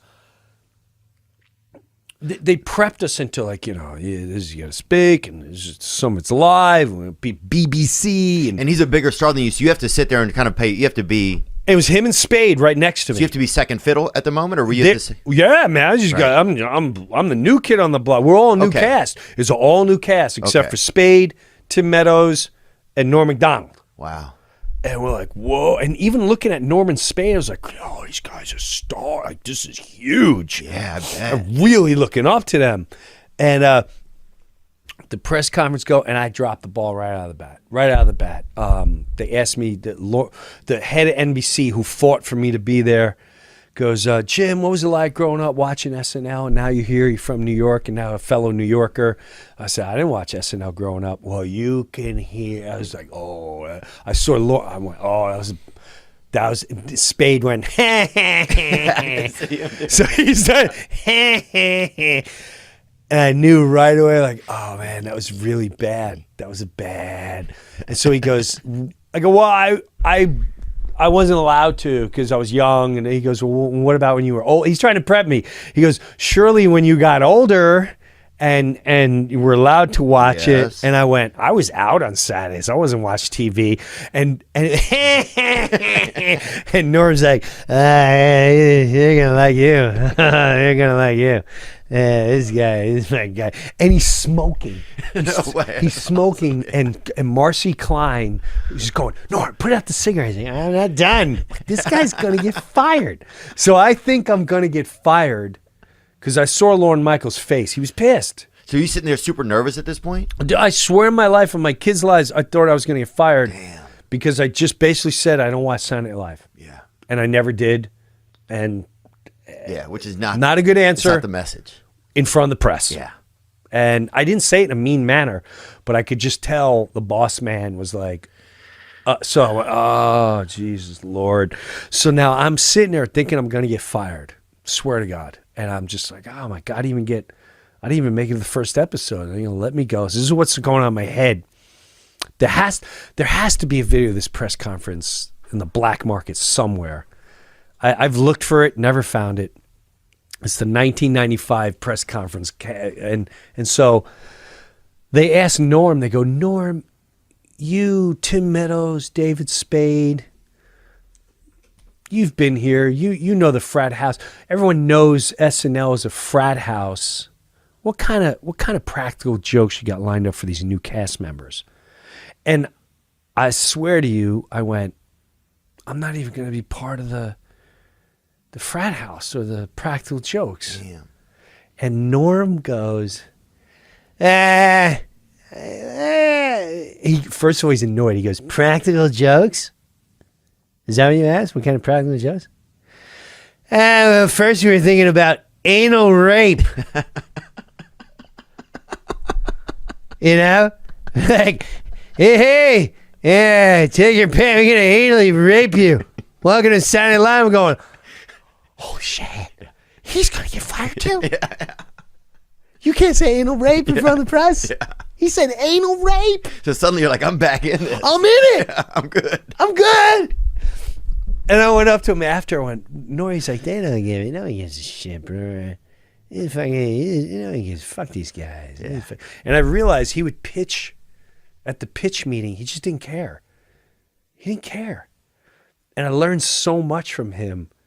Just clearly he saw a lot and he's been there forever. Like he would, I remember he gathered the new cast up. He's like, I swear to God, he goes, hey, don't write me any of your gay sketches.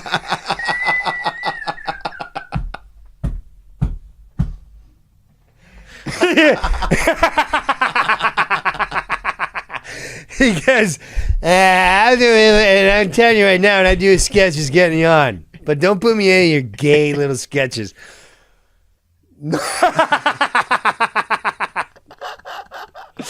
I swear to God, man.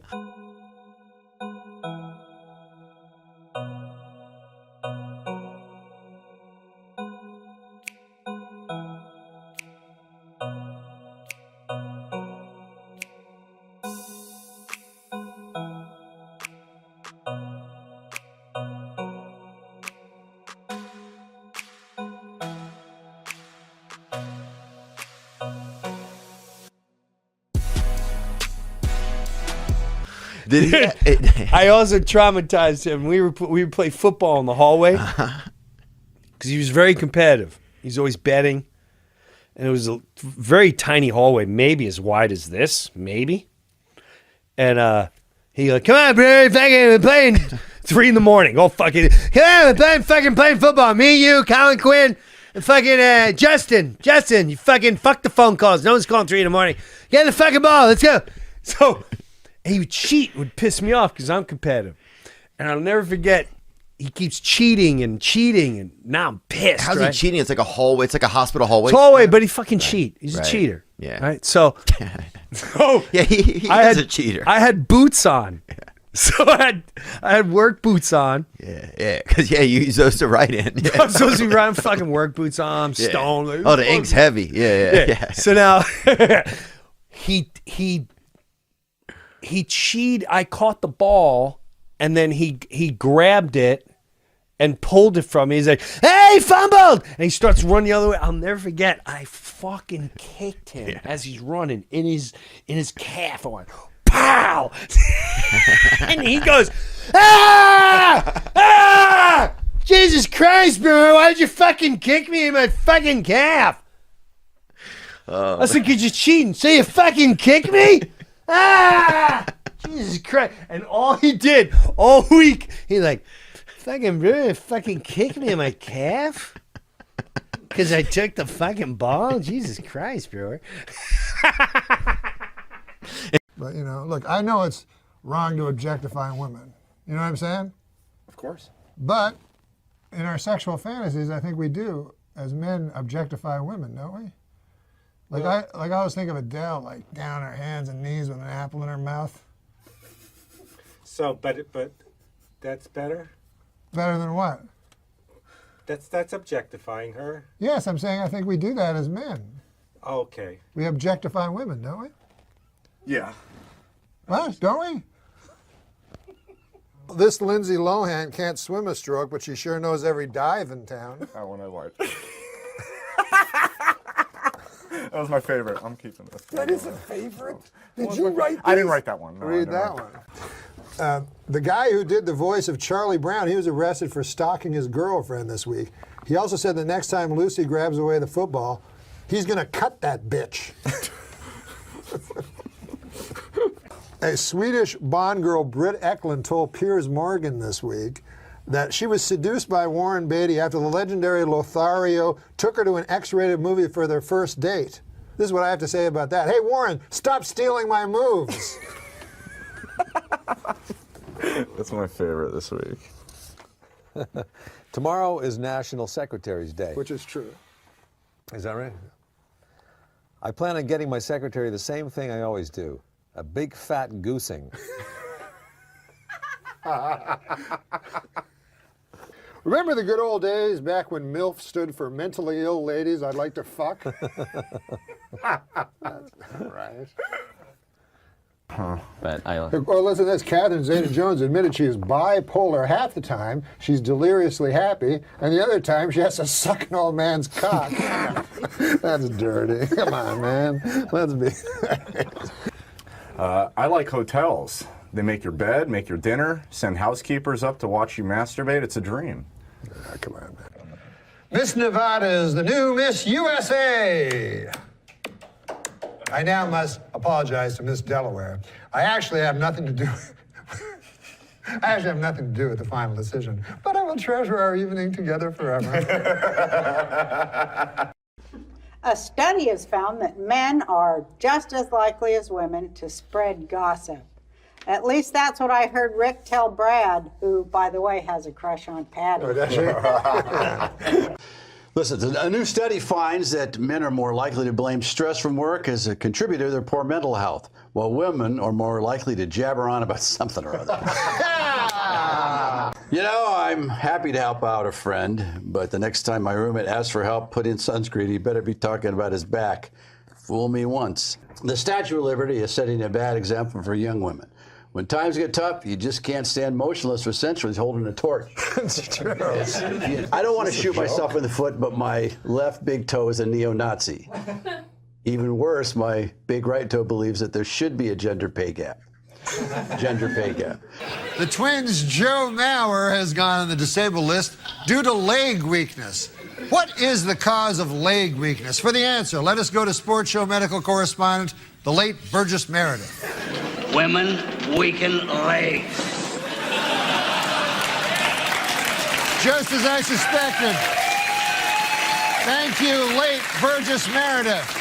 The sister of San Francisco Giant catcher Buster Posey, Samantha, hit for a home run cycle, which consists of a solo, a 2-run, a 3-run homer, and a grand slam home run.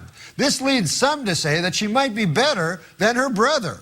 Her brother, who doesn't get to hit against girls tossing a giant ball underhanded.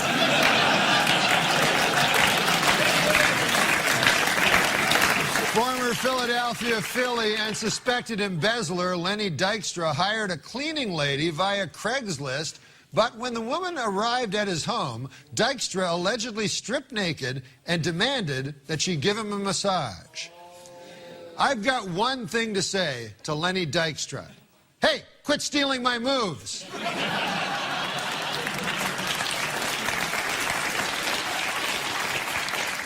Washington Redskins lineman Albert Hainsworth was arrested on sexual abuse charges this past week after being accused of sliding a credit card through a woman's cleavage.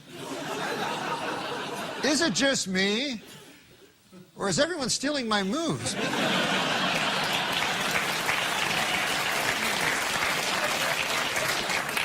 Well, a Boston Red Sox sideline reporter recently did a story on food at ballparks. One thing she tried was a chicken and waffle sandwich, which she nearly choked on. Now, there's a video of this piece, but my staff has not had any luck finding it. So that means it is time to turn to the sports show computer.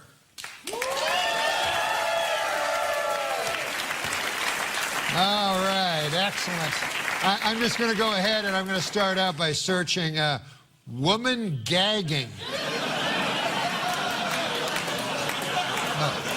Oh, 1 million results. How about that? Okay, let's see. Oh, well, my lord. Oh, that's not what I was looking for. This is filthy. Okay, I can see I'm going to have to be a little more specific. Let me try woman gagging on meat. Well, there's 7 million results here. Whoa, holy Lord!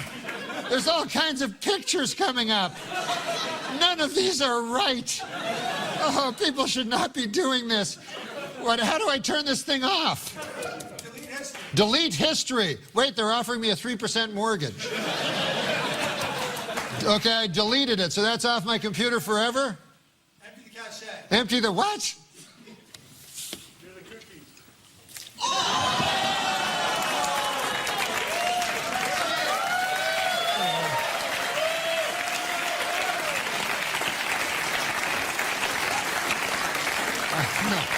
I feel filthy just touching my dirty computer. And the #1 book is The Rules.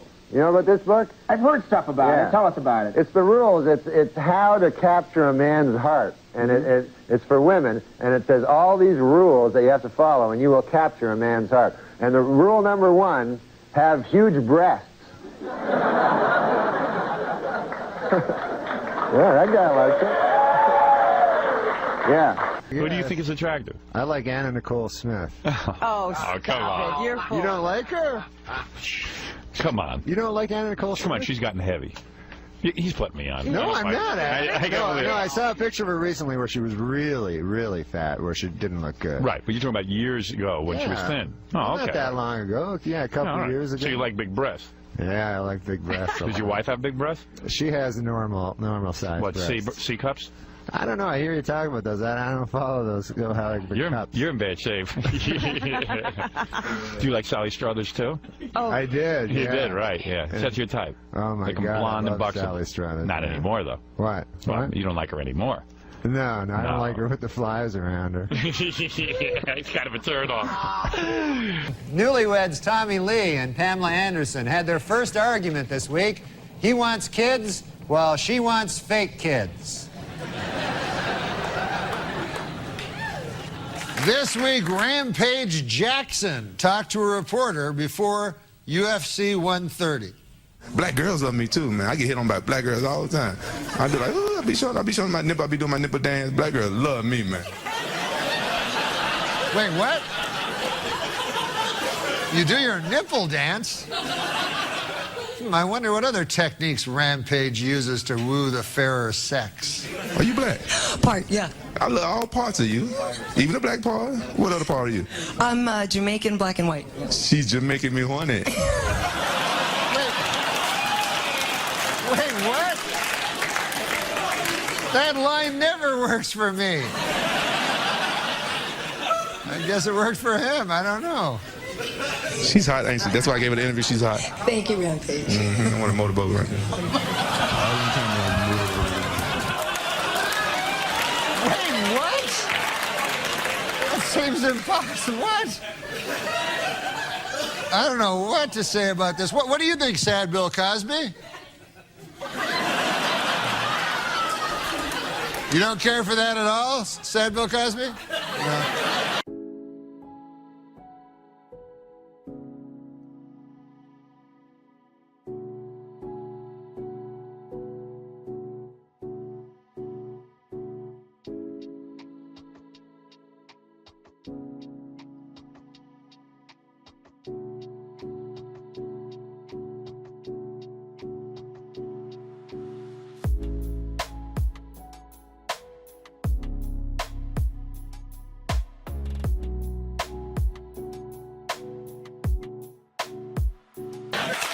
Atlanta Braves pitching coach Roger McDowell is accused of simulating sex with a baseball bat in front of children at a Braves-Giants game. The parents of the children hired attorney Gloria Allred, who held this press conference. We'll also be doing a little demonstration of exactly what the coach did. Wait, what? Wait. A demonstration? That's not a good idea. Aren't those the same girls? I'm no psychiatrist, but I have a feeling that this will remind these little girls of 2 days ago when that guy did it. Don't make them watch it again, Gloria Allred, please. I'm panicking for nothing. She's a lawyer. Of course she knows what she's doing. She'll figure out. I think Justin and I can demonstrate what was done with the baseball bat. Okay, so Justin, you want to come forward here? And you want to put your fingers up the way he had them. Okay, so then it was like that. Just going like that.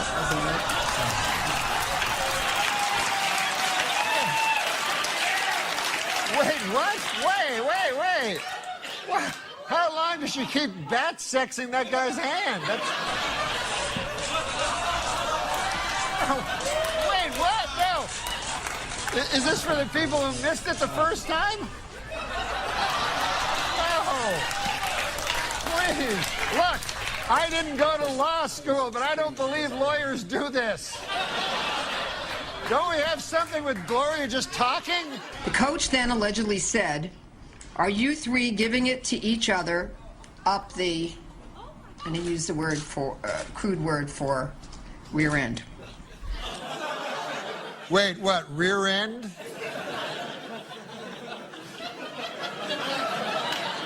Now Gloria's getting all demure. Rear end, not like earlier when she was, no, don't show it again.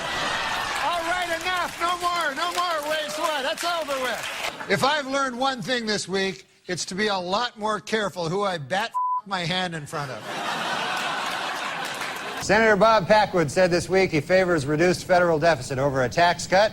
Then he added that in case anyone was curious, he prefers nice legs over large breasts. The much talked about film Showgirls opened this week, and here's my review. Basically a high-budget porno film, Showgirls is a thinly veiled excuse to show lots of naked buttocks, legs, and breasts. On a scale of 1 to 10, I give it a 10.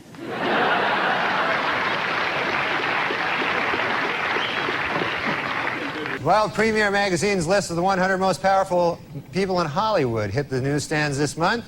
In an odd bit of ranking, Demi Moore was ranked number 28, while her breasts were ranked 20 and 21. So, in an interview out this week, Demi Moore says she would like to have another baby, this time a boy, to go along with her 3 daughters and 2 huge breasts. Demi Moore is wrapped filming on G.I. Jane, in which she plays a Navy SEAL combat officer. Moore says that in contrast to other Hollywood portrayals of women in the military, her character will have giant breasts.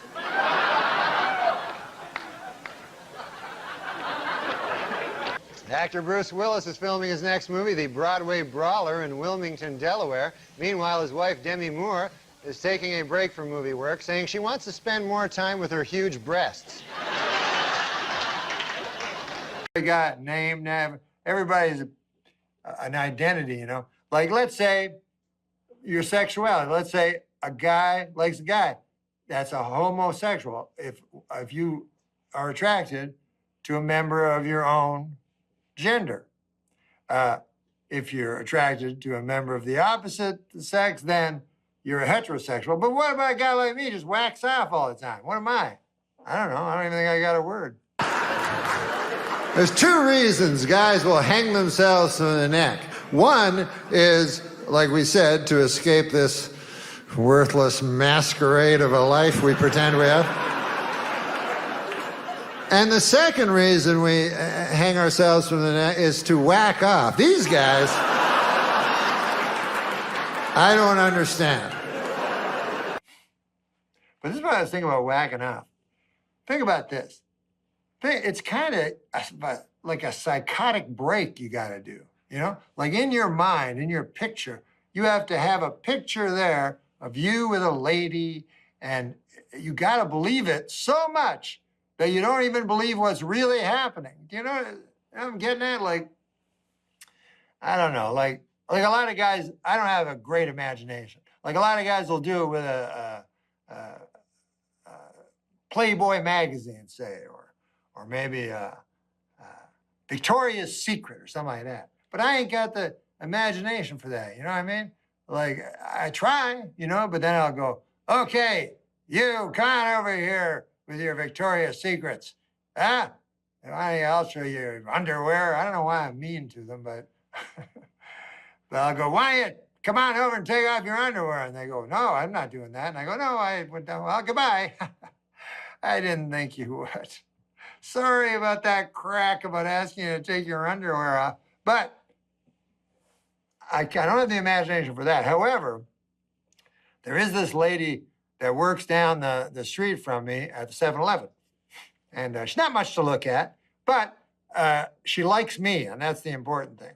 And I know in that way, in that certain way, that women like men. And I know she likes me on account of one time I was buying sour cream and onion chips and vanilla Swiss almond ice cream, and I'm getting it, right? And she goes, I like sour cream and onion chips too. And I go, oh yeah, that's interesting. And she goes, no, I really like them. And then I look up, I'm like, because sometimes the shadow of the thing is bigger than the... Anyways, I knew that she liked me. So then, for the next 2 months, you know, I'm whacking off and, oh my God. Now, in my head is me and the girl. I don't think any guy could just, in his head, have, you know, himself whacking off. That wouldn't work. And I'm only talking about men. Because I've asked women, you know, I've said, what do you do when you lie with yourself and make your finger a blur like a hummingbird's wing? What do you think of in your head? And then they go, oh, a hammock. And I'm like, oh. So anyways, they're a little more advanced. But we have to think of a specific scenario. So my scenario is the lady from 7-Eleven. I go, hey, they're giving you a break. I'll show you a break. on over here. My jokes don't even make sense. But anyways, I get them. But what I'm interested in is in the moment when the fever breaks. You know what I mean? When that 4 seconds of issue that you spend so much time going after, it ends. You know what I mean? So, because you're thinking of all these things in your head, you've just got a psychotic break going that would rival a paranoid schizophrenics. And then all of a sudden it stops. You know, you're like, ah! It's just me. There are no ladies at all. It's just me. I gotta get a hold of myself. What'll I do here? I know. I'll go downstairs now. I'll get a cheese sandwich. Yeah. I'll never think about this again. That's right. So I'll be honest with you. Sometimes I feel bad about doing that self-abuse, you know, lying down myself on account of because I'm a Christian, you know. But I'll tell you this, you know, a lot of people think Christians are self-righteous, but we're not. We're sinning all the time, you know, all the time. For instance, I eat apples. Now think about that for a second. It's on page 1. Worst thing you can do in the world. And I'm munching down apple. Ah! You know? Sure, I love apples, but is it worth getting raped by the devil for all of time? I say no. Anyways, I know there's a God. And people go, well, you're only a Christian because you grew up in a Christian. And I understand that. And that's one of my biggest fears, you know, is that I picked the wrong religion, you know, that I believed, but then I die and I go, it's you. I thought it was the other fella. I should have been slaying apostates the entire time. Oh, well.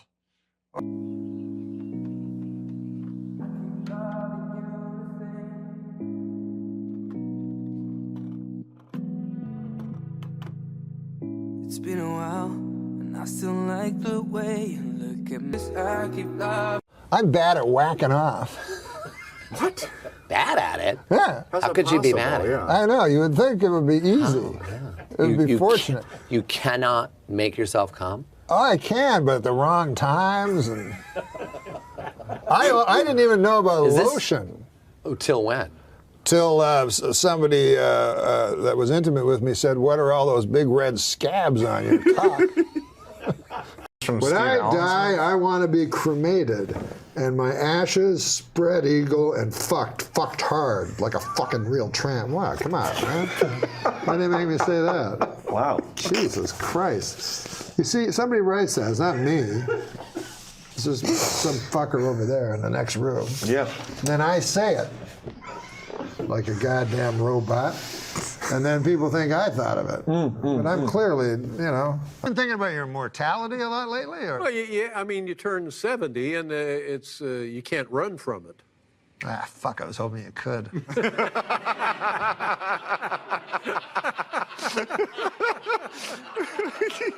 When I die, I want my body donated to science.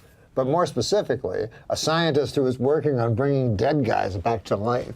Oh, is that funny at all? That's just a statement. I'm serious. Am I crazy? When I die, I want my body to be donated to science, but more specifically, a scientist who's working on bringing dead guys back to... Yeah, I don't... Okay, forget that one. That could be funny. But this one, I have my funeral, Yeah. And most of these funerals, crying and sad and everything like that. And that's what I like, I don't want, I've heard of other ones, let's have a party. Whoa. No party. There'll be a lot of party days later. But right now, I'm dead. I mean, people should be talking, crying.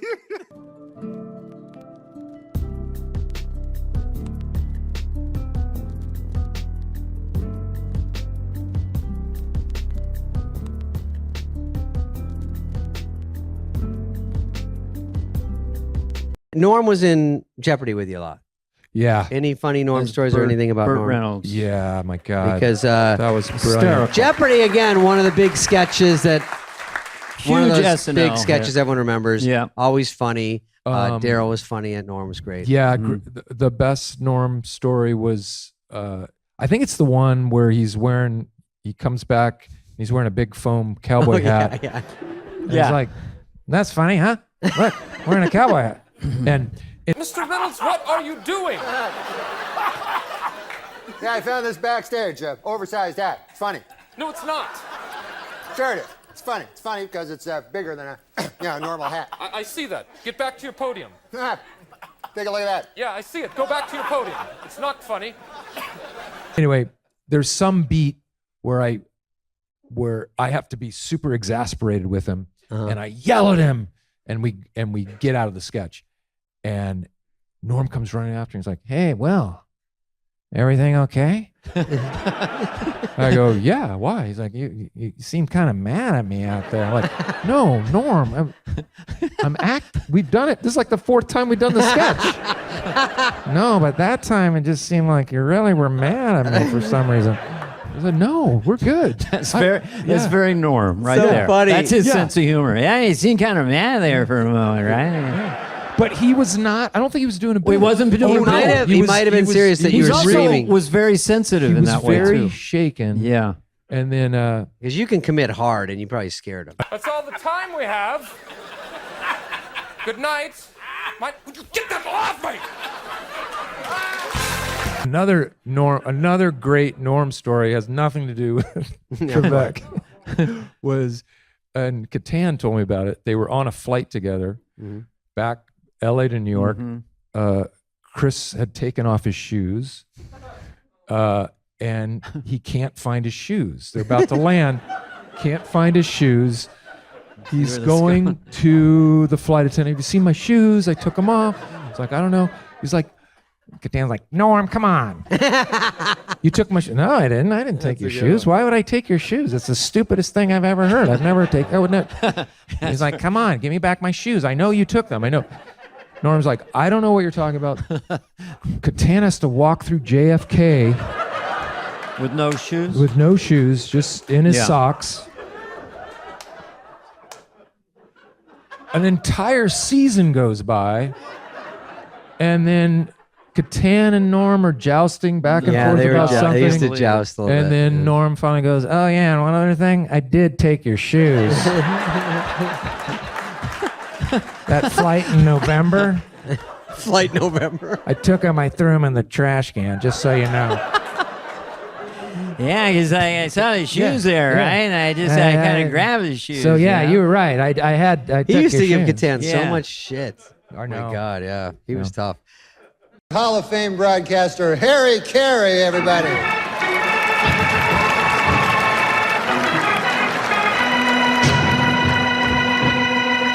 On up here, Harry. Hi, everybody. Harry Carey here. It's a thrill to be here at Radio City Music Hall for the Academy Awards. I gotta say, I hope Booty Call takes home a few Oscars tonight. No, Harry, this is the ESPY Awards. Boy, it's a thrill to look out into the audience and see all those celebrities. Hi, there's John Elway. You just won the Super Bowl. How about going a little nuts and getting those teeth fixed? Oh. Hi, is that Tiger Woods? He's amazing. Arguably the third or fourth best black golfer in the game today. Oh, Harry, come on. Hi, Ken Griffey Jr. I gotta tell you, Ken, your dad was 10 times better ball player than you. Keep trying, though. Okay, Harry. Keep trying, Ken. Harry, what the hell are you doing here? The hell if I know. The only reason I agreed to be here is because I'm in town for the NBA All-Star Game. It's gonna be a doozy. Harry, that game was yesterday. Norm, I know you're a betting man, so I got a tip for you. Put your money on the Western Conference All-Stars. Hey, Norm, I gotta ask you one thing. What'd that be? If you had a choice between waking up in bed naked with Roy Firestone or Keith Olbermann, who would it be? Good Lord, I don't know. Who would it be? I don't know, Harry. Don't jerk me around, Norm. It's a simple question. A baby could answer it. If you had a choice between waking up naked with Roy Firestone or Keith Olbermann, who would it be? Neither. Oh, you made a wise choice, my friend. If you had said Keith Olbermann, there would have been fireworks. I would have come at you hard. So, Harry, listen, are you going to explain the rules? What rules? The ESPYs are all fixed anyway. Okay, enough of that. Harry Carey, everybody. Comes win.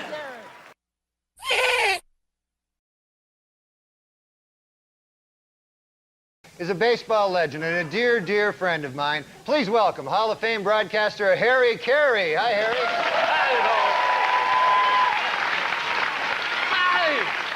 Hi, everybody. Harry Carey here.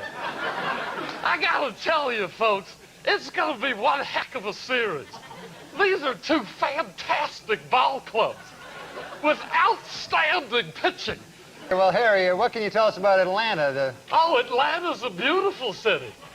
Many consider it the jewel of the South. You know, it's in Georgia. Yeah, that's true, Harry, but hey, let's get back to the Braves and Yankees, buddy.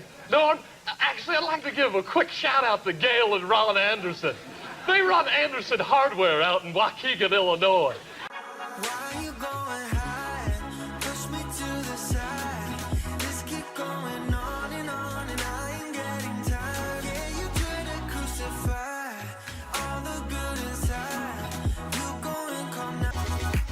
Talk about the lineups for both teams, huh? Hey, Norm, what about those hot dogs they serve at Yankee Stadium? Aren't they delicious? Yeah, sure, yeah. I love them so much, I once ordered 12. 12 hot dogs? Yeah, I only ate 2. I don't know what I was thinking. To this day, I still laugh at the idea that I thought I could eat 12 hot dogs. You can't do it, Norm. You can't. Fact, huh? Of course, on the other hand, you have the Indians, a group of untrustworthy savages. You look away, next thing you know, they steal your land. One hand, you've got the Marlins. Now, that's an odd mascot, a Marlin. Yeah, I guess it is. Of course, pound for pound, it's the smartest fish in the ocean. With its sword-like snout, it'll carve your eye out and not think twice about it. Norm, to this day, if I walk into a seafood restaurant and I see a marlin on the wall, I just grab my wife and leave. You ever been alone in a room face to face with a marlin? No. No matter where you go in the room, its eye follows your every move. You should try it sometime. It's a rush. I should know. I used to hunt them. Really? You hunted marlins, huh? No, Indians. I've got a whole closet full of scalps at home. They're just collecting dust. The government stopped buying them years ago. And peruse through this when you get a chance. What's that? A catalog of all the scalps available. Good Lord. I got all of them, Apache to Zuni. Oh, well, you got any mohawk in there? Oh, Norm, if I had a mohawk scalp, I wouldn't be sitting here talking to you. I'd be relaxing on a tropical island. Why is that? Because they're highly valuable. That comedian that would rape people at comedy club, no, in colleges. Yes, Vince Champ. They a always friend. said his great gimmick was that people would think who did it, and they never, because he'd go on to another town and another college, but when people say, what about the comic? Yeah. Maybe the worst gimmick a comic ever had. I had a black guy open for me, and I got him into the hotel. No way. Nice guy, Vince Champ. His name was Vince Champ. Oh, no. I don't know whatever happened to that fella. But a nice man. Arrested for rape. He knows. He knows. Tell him your best story. My best story was the Steve. You just fucking told it. No, if it happened to you. He's a comedian. He was not. You the Tempe Improv? Okay. What was your joke? You had one joke? No, it I had to have had was one. so ridiculous. It What? was stupid. What was it? Oh God, man! No, it doesn't it was matter. something like don't take a shot from a girl at a bar because it looks ridiculous. It's never good. I think the punchline was is this a Care Bear cum shot or something? It was really ridiculous. Don't take a shot at a girl at a bar. I think it has to do with the Care Bears. It's like, what? That was the worst. I don't remember it. It was so long ago, but that was the gist of it, and that's why I don't do stand-up anymore. You should open with it. Yeah. Yeah. I should open and close with it. He can't even tell his own joke. Yeah, I mean, again, I mean, I'm not a good, Anything. Yeah, clearly.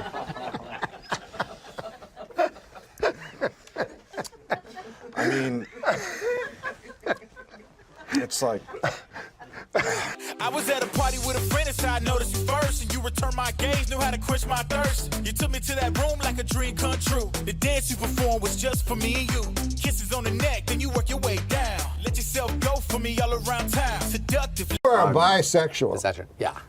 Somebody asked me today, your producer actually, said, so you came out a couple years ago, and what was that like? Was it a big... I said, no, I didn't. I've never hit it. Yeah, but you've never come out. I never came out. I didn't have to. Excellent. Yeah. I just thought of an idea. What's that? What if he comes out here on the show? Brilliant idea. For Comedy Week? Bisexuality is a real thing. Some people don't think it's real. They don't think it's real. Yeah. The joke that I heard is, like with me, people say, when I say I'm bi, straight people say, yeah, whatever, you're gay. And gay people say, yeah, whatever, you're gay. Like it's a cover up. Isn't that interesting? Because Yeah. I think the opposite. That it's a cover up to being Not straight? a cover up, but I think that bisexuals are straight. I even think gay guys are straight. Yeah, I know what you mean, but that's because you are so straight. No, that's really what it is. This is why, because let's say you're gay. You can't right? comprehend. And you. No, I can comprehend. But let's say there really is such a thing as bi. But go ahead, let me hear it. Let's say you're gay. Yeah. Strictly gay, right? In society. Okay. Yeah. And you're hiding it. You marry a woman, you fuck her, you have kids, right? This happens all the time. Happens all the time. Now, let's take the reverse of that. Let's say you're straight.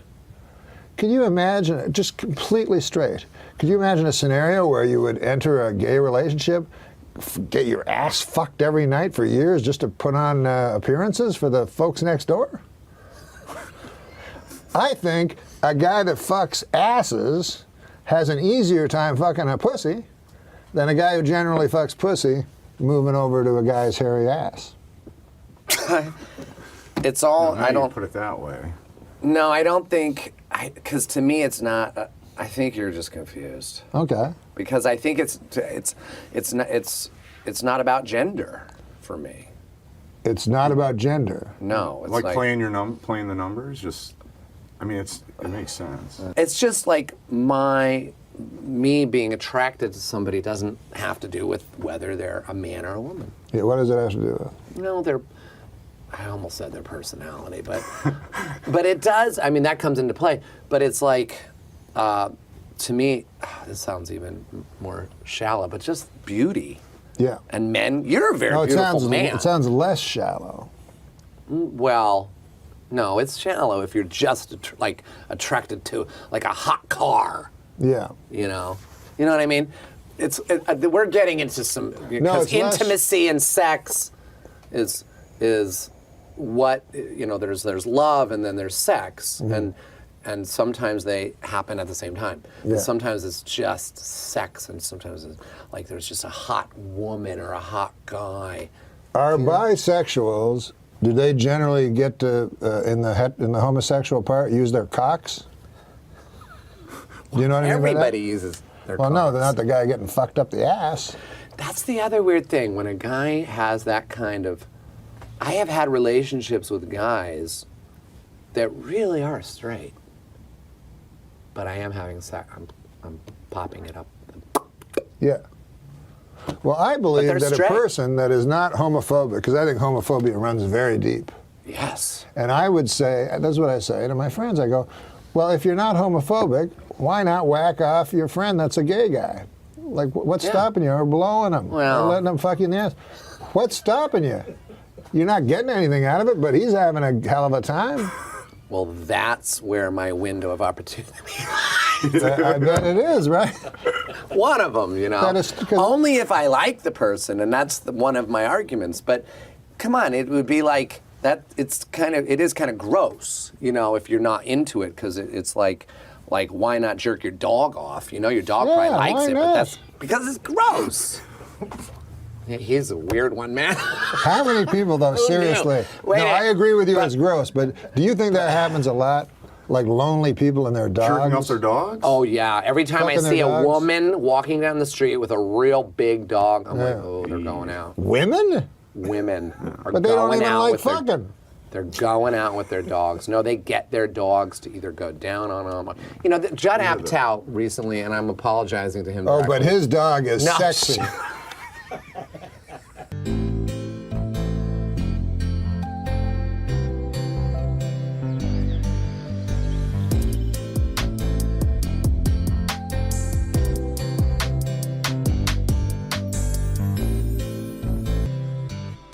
I just thought of a good show. Fucking with the Star. Now that I would win. Who would not watch right that? to the top. I would watch that. You good at every fucking? week. You're probably good at fucking. Yeah. Yeah. I never open up about my own sexuality, but I will right now. Uh-oh. I'm bad at whacking off. What? Bad at it? Yeah. How could you be bad at it? I know. You would think it would be easy. It would be fortunate. You cannot make yourself come? Oh, I can, but at the wrong times. And I didn't even know about lotion. Till when? Till somebody that was intimate with me said, "What are all those big red scabs on your cock?" And I was like, "That's from my fucking furious whacking off." Well, when was this? How many years ago? I used like gloves. What kind of gloves? Sandpaper. No, look, I'm not good at sex. Yeah. No, at all. No, nothing. It doesn't interest you. That's the reason. Yeah. You got to be interested in something. This is my move. First of all, I'm not good at getting ladies. Because you don't care. Yeah, so I'll try to, like, I try to make it fast. Like, if I see a girl drinking at a bar, right? I'll go up behind her. I'll go. I can get us a bottle. And that doesn't work very often. But sometimes you just want to it get does. right. Yeah, I want to get right. Then I get the lady. I turn off all the lights in the room so it's pitch black, and then I lay down on top of her for 5-10 minutes. And I don't get a lot of return people. Go well. But you remind me of a guy that's good at fucking. I love it. Fucking and sucking. Adam Egas. How are you, Norm? Good, man. How's your Easter? It's fantastic. Couldn't be better. That's great. Yeah, it's great. Hey, I thought the show was great last week. Our first show, Super Dave Osborne. Amazing. It was hilarious. Unbelievable. Hysterical. Unbelievable. And we're not the only ones that think that. I have some pretty good news. The critics loved us. They couldn't get enough of it. All right. And more importantly, we officially are the #1 podcast on iTunes. So not anything too about shabby. that. But I will tell you about critics. What? You can't get wrapped up in that kind of thing because critics, you know what I mean? They're just one guy's opinion. Right. That's just one guy's opinion. Yeah, that's true. You know what I mean? Like what I like about the computer is it's interactive. Do you know what that means? Yeah, sure. It doesn't matter if you don't. I didn't either before today. But what it means is that the people that are watching, they can post their own reviews of the show. Absolutely. On the web page. Yeah, of course. So what I did is, and because that's what I care about. I don't care about Owen Gleiberman. Right, that's not who we do this with. I care about the folks at home. Right. And so Daniel Kellison gave me a big bunch of comments. These are comments. Oh, cool. From the internet. Oh, From great. People that listen to this. And I haven't read any of these. I'm just going to read them. Oh, I can't wait to hear some. Let's hear some. I'm going to read them live because this is a live show. I don't want to do pre-stuff. No. Do you like pre-stuff? No. Who likes pre-stuff? All right. So do you want to hear one? Of course. This first one is from MonkFan72. I love these guys' names. Yeah, that guy likes Monk. That guy likes Monk. He says, I love this podcast. It was great to see Norm MacDonald back, and Super Dave was the perfect choice as first guest. Lose the douchebag. He's talking about me. Well, we don't know if he's talking about He's clearly talking about me. He is talking about you. But listen, it's not bad news. It further elucidates my point, actually, because let's suppose this guy were Richard Corliss or Pauline Kael. I don't know if she's still working. I don't think so, but I get it. That would hurt. But Oh, it this is hurts, just one. trust me. This is just one person's opinion. But I have hundreds of other people. All right, yeah, you're right. It's one guy, he's entitled to his opinion, and that's fine, whatever. And mostly they like the show. Well, good. Well, let's hear another one then. All right. Let's hear another one. What's the deal with that fucking douchebag? Well, that was about you. I mean, are there any good ones? I'll look. Okay. Not good. Okay. Let me see here. Ooh. What is it? Huh? Is it a good one? It's or? not good at all. I found one. Oh, good. Yes. Okay. This is a positive one. Thoroughly enjoyed it from top to bottom. Great. Blinky91 says. A sparkling exchange between veteran funny man Norm MacDonald and comedy legend Super Dave Osborne. One minor problem. The set. Oh. It's just too distracting. Why are there so many clocks? We're not tuning in to see what time it is in Hong Kong. We're tuning in to listen to comedians doing comedy. Plus some douchebag, I don't know who he was, but I'd like to punch him right in the fucking face.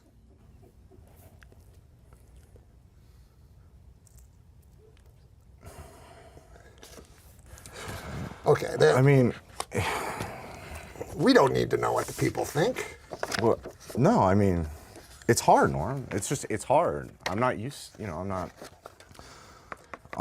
this. You know why? Because you're just new to the whole I think that's part of it. show I mean, business thing. Oh, yeah, that. You know what it reminds me of? I read in a book one time about Saturday Night Live, which I was on. Yeah. And when it started out, Chevy Chase retired, then Bill Murray came on. Mm-hmm. Nobody liked Bill Murray. Nobody liked Bill Murray? Unfathomable today to shocking. think that. Shocking. But they did not like him because he was new. You understand? I get it. I mean, that makes sense. So what he did, it was very famous. He went on TV. Yeah. He talked right to the camera, right? Yeah. And he introduced himself to the folks. Did it work? Said who he was. Of course it worked. Oh, yeah, it was Bill Murray. He's Bill Murray. He's probably the most successful guy ever to come out of the franchise. Maybe you're right. So why don't you just look at your camera All right. and tell the folks who you All are, right, introduce yourself. All right, I'll give it a shot. There you Let's see go. what works. I'm Adam Eget. I work at the world-famous Comedy Store. I'm the manager over there. Before that, I was a manager at the Tempe Improv, and I don't know what I'm doing, I'll be honest, and I'm not an actor, I'm not a comedian, but I'm just going to try my best, and I'm going to do the best I can, and I hope the people watching at home will give me a chance to I don't know, just give me a chance. And I did this as a favor to Norm. I'm not an actor and I'm not a comedian. This guy says your face looks like a cunt. I can't even change that. It's not the first time I've heard that, but